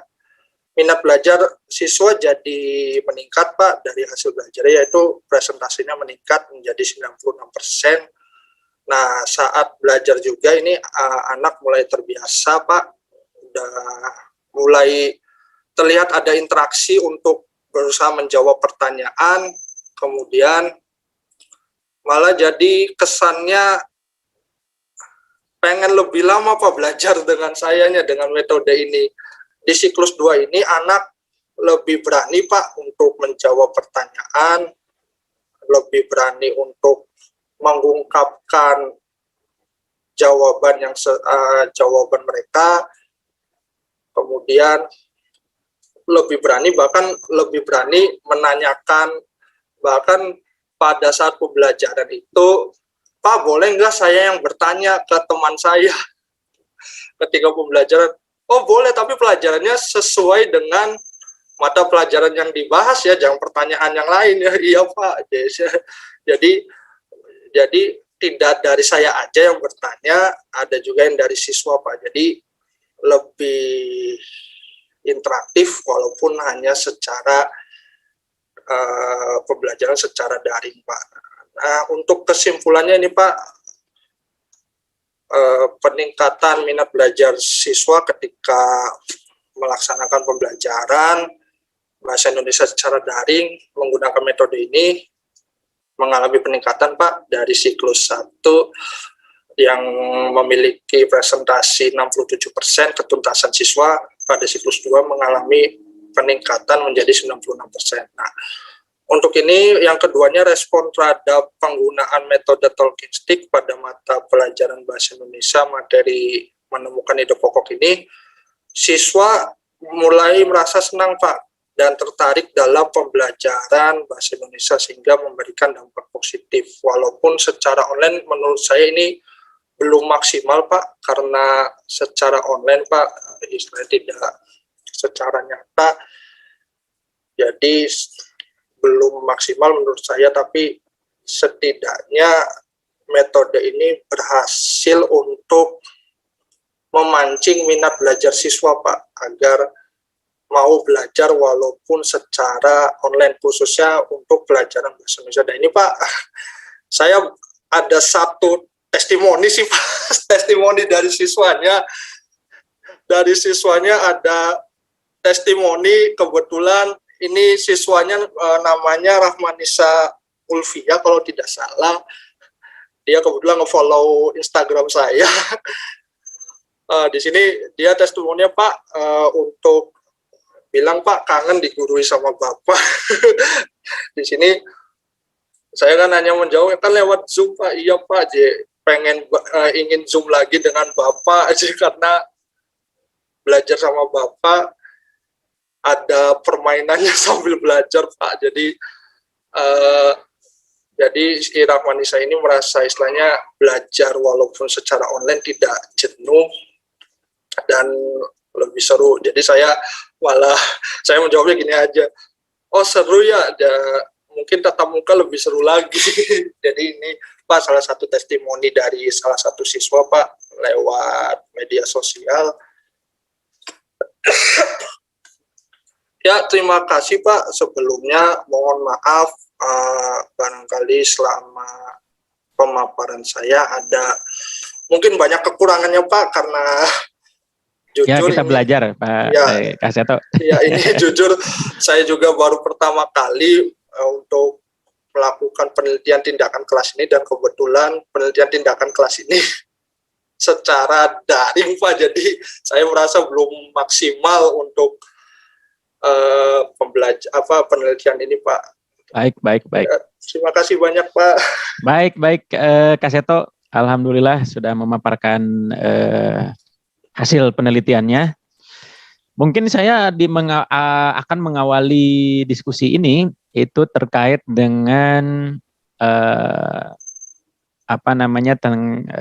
modifikasi talking stick ya. Iya Pak. Di mana tongkatnya diganti apa tadi tuh? Jadi saya modifikasinya kalau secara langkahnya kan harusnya memindahkan tongkatnya apa ya? Tongkatnya Iya, ya ada iya. lagu misalnya lagi Iya, nyanyi dengan apa lagu. gitu. Mm-mm. Cuma karena daring saya nggak mungkin Mm-mm. anak Mm-mm. meminta menyediakan tongkat karena sebelumnya ada yang protes, Pak saya nggak punya tongkatnya, ada juga tongkat pramuka panjang banget tongkat pramuka. Jadi ya udah saya saranin aja ganti dengan pensil atau pulpen atau tongkat yang lebih kecil, jadi dengan alat tulis masing-masing siswa Pak. Baik. Itu Siswa itu diharapkan dari talking stick itu ada kegembiraan gitu ya, Iya, ada Pak. kegembiraan, ada tadi semacam katakanlah permainan yang siswa bisa menikmati proses pembelajaran. Ada beberapa ungkapan Kak Seto yang tadi menunjukkan situasi sebaliknya, seperti siswa merasa terancam, kemudian tidak mau giliran saya. Iya. Itu kan suasana tidak menyenangkan, tapi suasana tegang. Bisa dijelaskan itu situasi itu?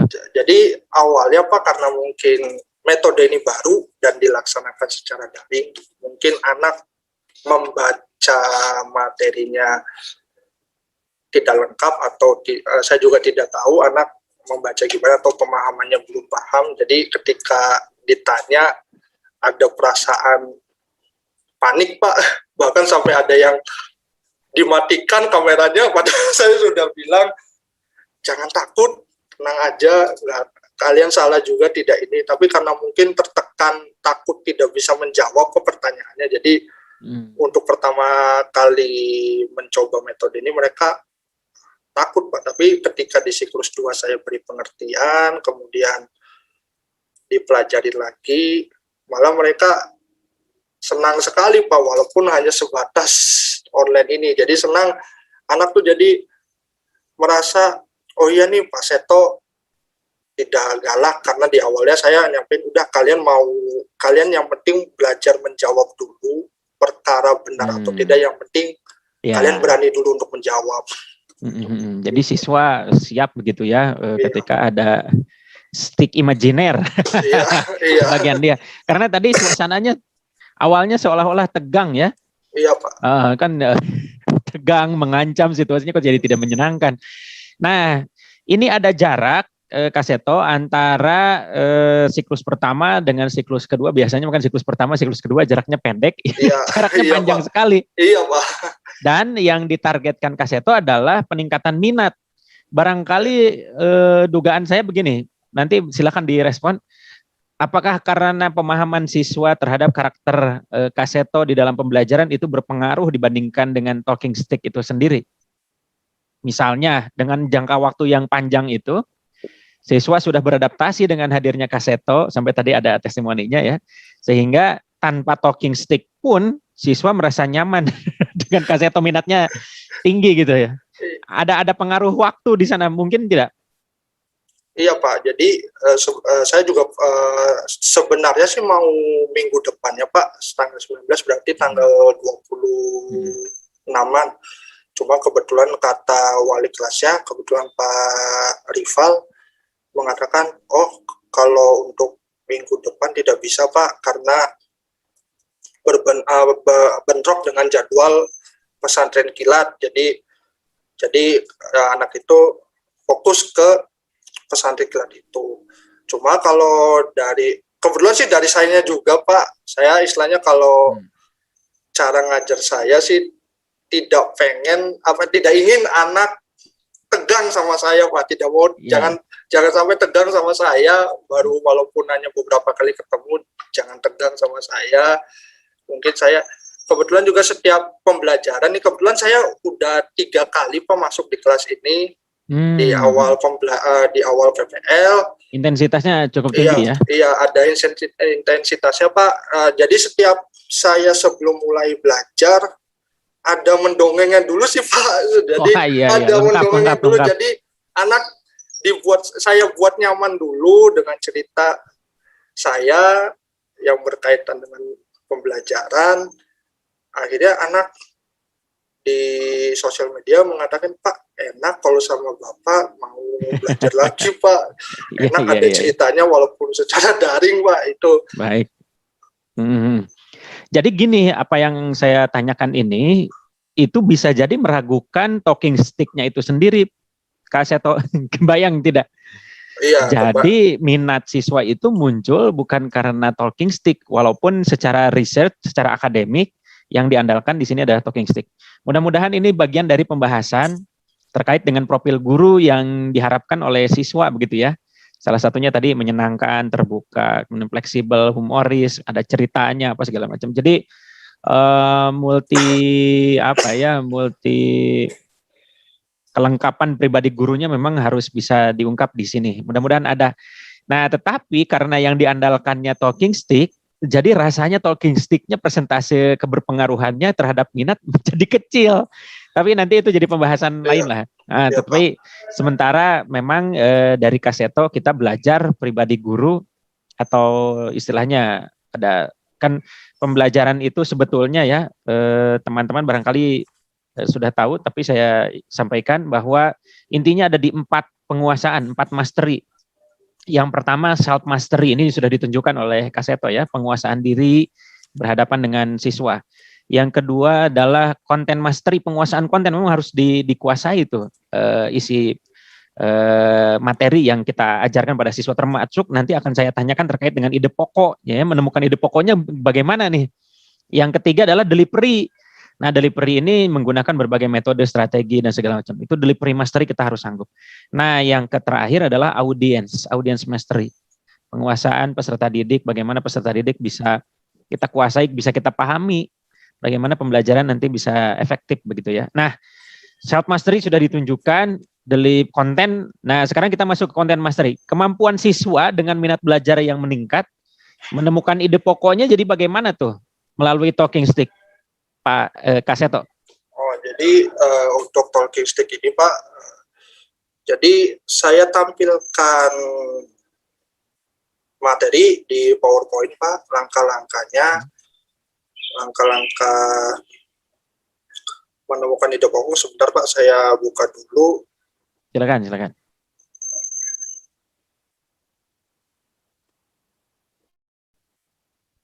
Jadi langkah-langkahnya itu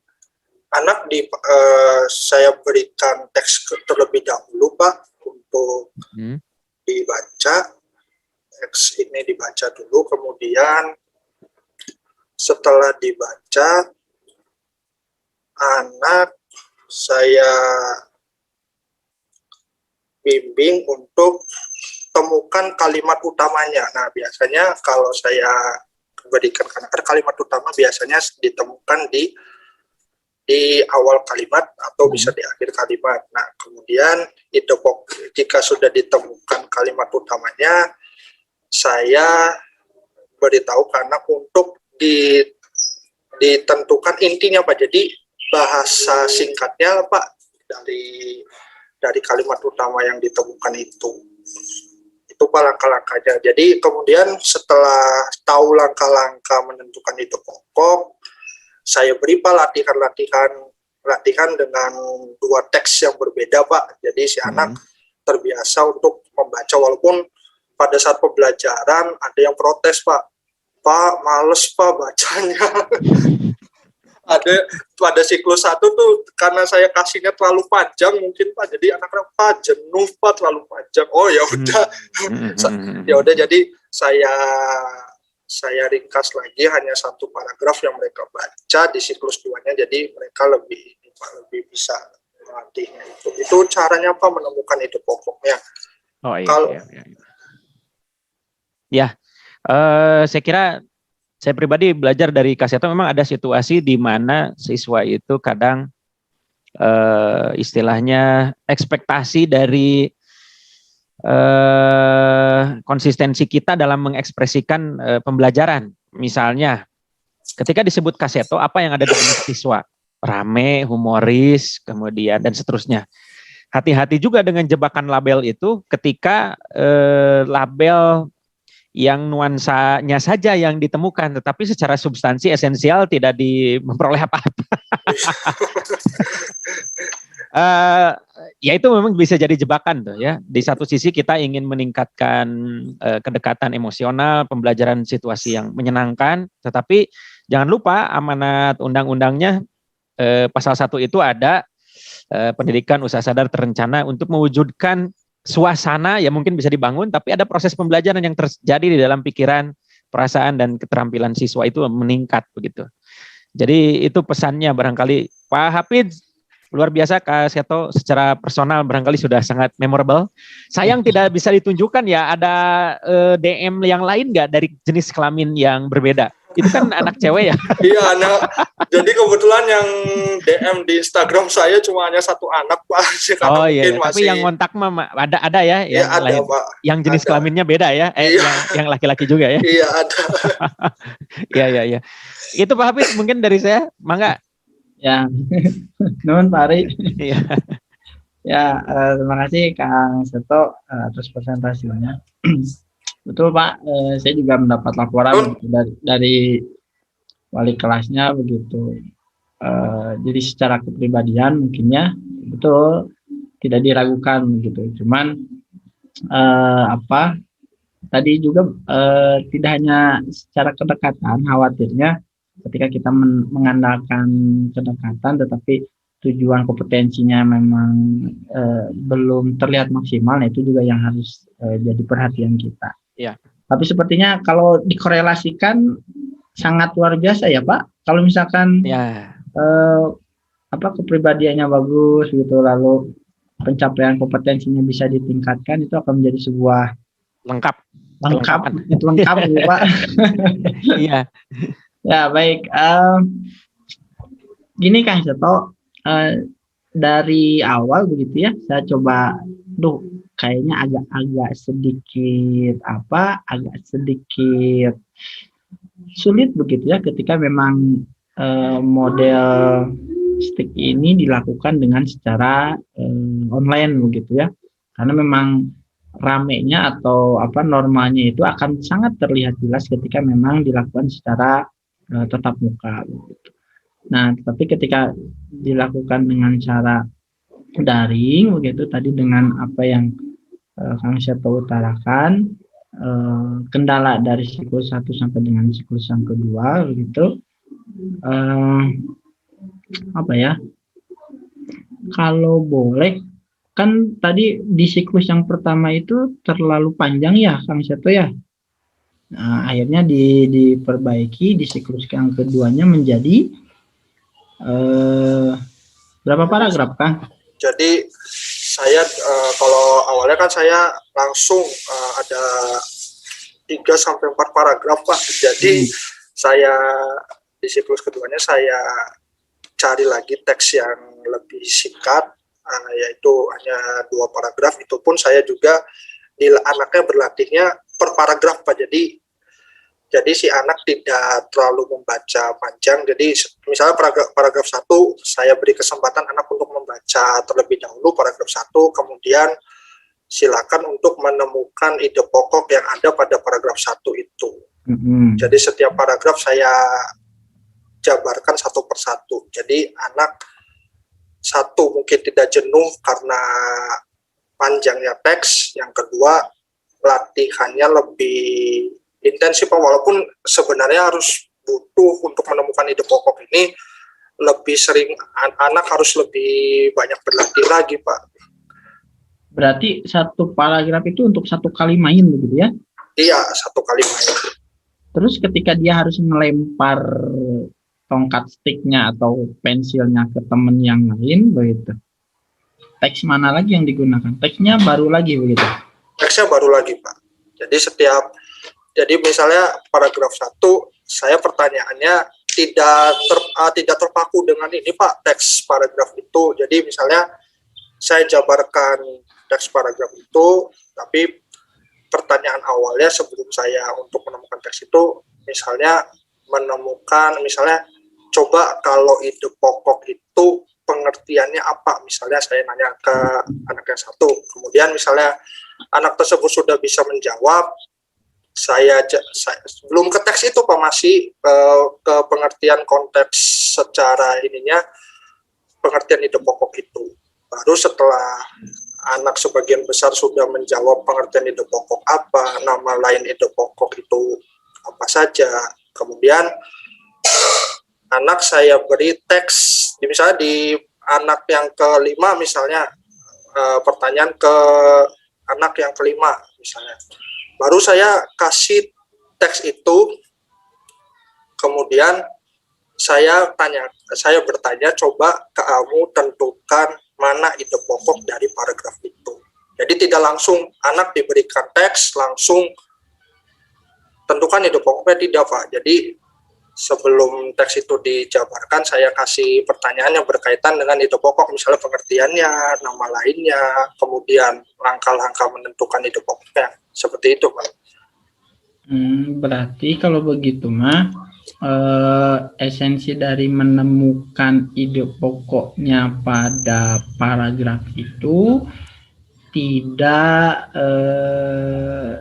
didapatkan oleh semua siswa, begitu ya? Maksudnya Iya. Hanya kebagian pas siswa yang dapat pertanyaan tentang paragraf itu saja, begitu? Iya.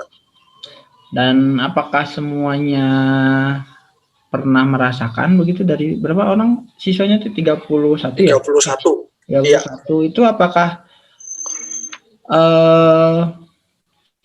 dapat itu semua, misalnya dapat giliran itu semua begitu? Atau kalau pembelajaran siklusnya, kalau saya dilanjut Pak, bisa sampai 2 jam lebih Pak pembelajaran ini. Cuma hanya sebagian saja Pak. Kemudian di siklus berikutnya saya memberikan kesempatan yang belum menjawab di siklus sebelumnya. Oke. Lalu kalau untuk hasil evaluasinya seperti apa, Kang? Oh, jadi kalau hasil evaluasinya saya ini Pak, lewat Google Form saya beri pertanyaan 8 atau 7 ya kalau tidak salah, saya lupa, diberikan pertanyaan, jadi anak silakan menjawab, saya beri waktu untuk menjawab itu, dan hasilnya bisa dilihat dari mereka menjawab pertanyaan tersebut itu Pak. Jadi kalau untuk soalnya mah sama semua begitu ya untuk soal evaluasinya. Cuman ketika proses pembelajaran dengan menggunakan sticknya itu sendiri, setiap siswanya tidak maksudnya tidak semua merasakan menemukan informasi pada teks itu dengan menggunakan stick itu begitu, karena sebelumnya hanya ada pertanyaan yang berkaitan juga mungkin dengan konsep dari kalimat utama atau kalimat penjelas seperti itu ya. Iya Pak. Oke. Apa ya? Ya kalau mungkin sorry. Sebelum itu, terus kalau yang keduanya, perbaikan yang keduanya untuk menindaklanjuti siklus yang pertama itu seperti apa, Kang? Nah sebelumnya kan kalau yang siklus pertama tuh anak tidak saya beri waktu dulu untuk mempelajari materi ide pokok, jadi saya langsung menanyakan di situ.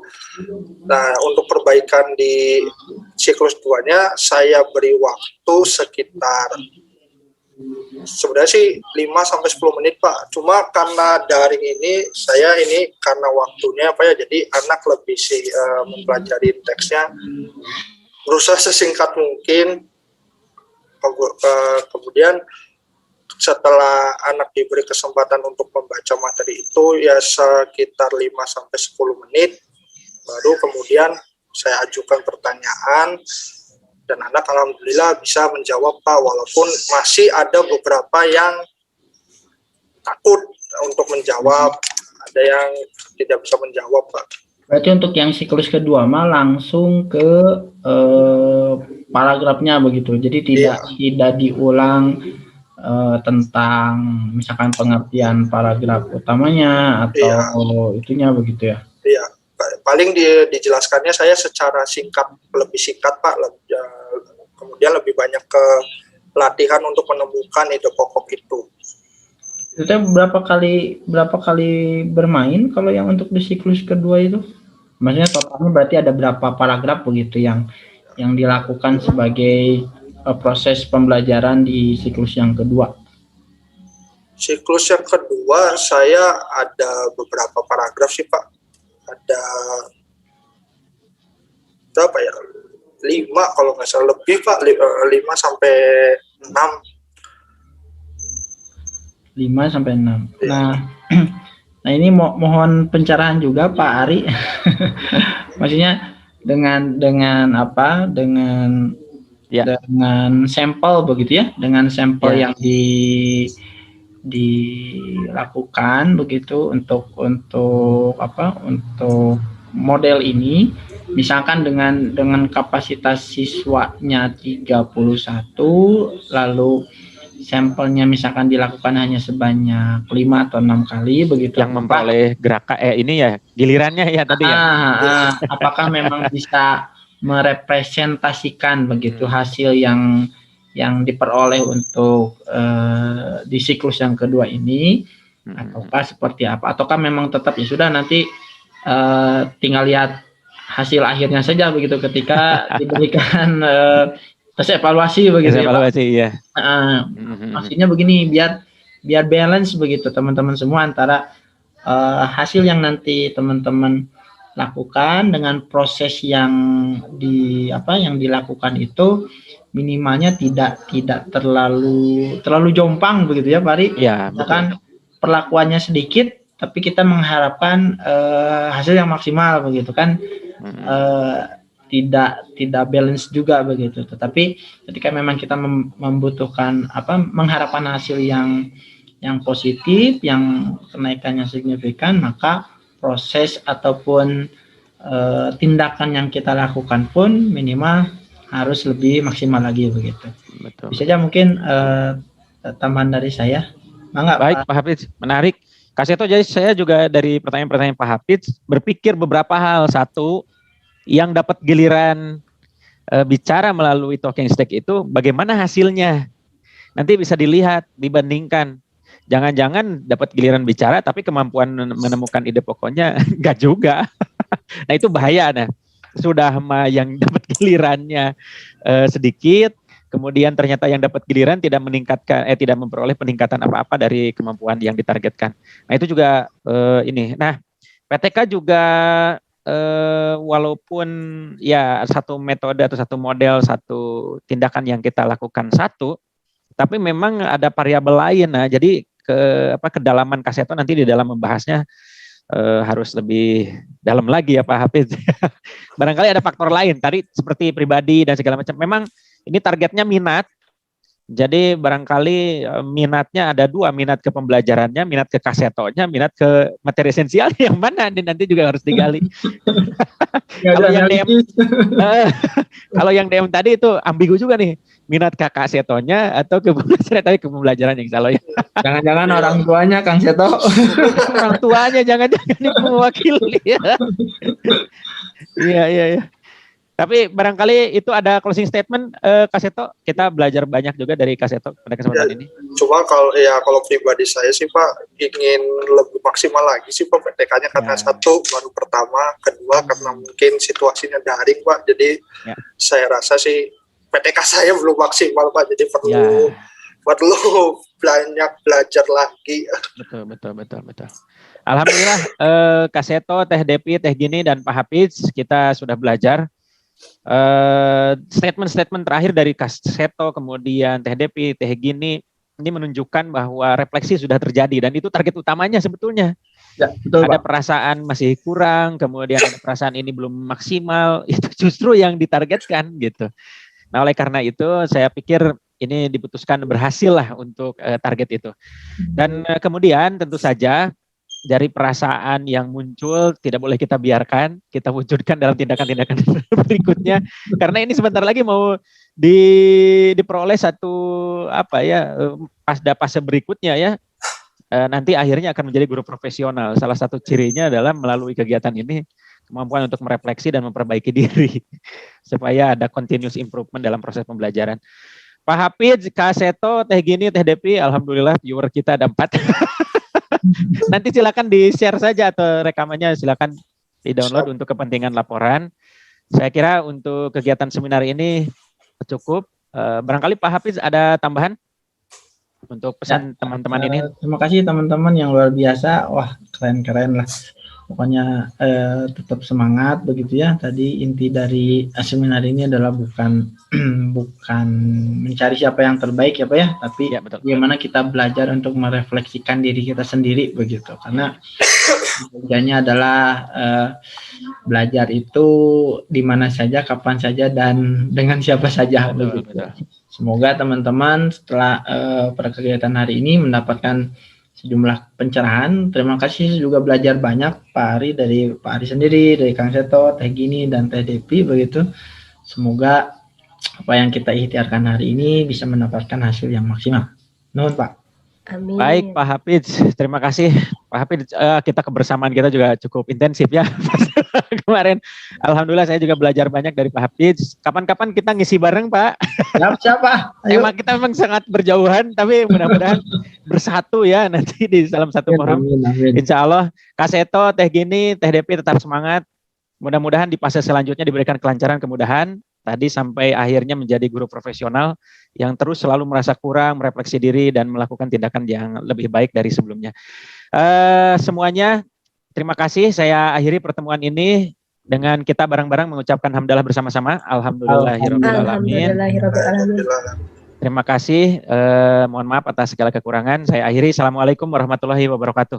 Waalaikumsalam warahmatullahi wabarakatuh. Alhamdulillah. Ini saya akhiri nih di streamingnya. Iya Pak, boleh.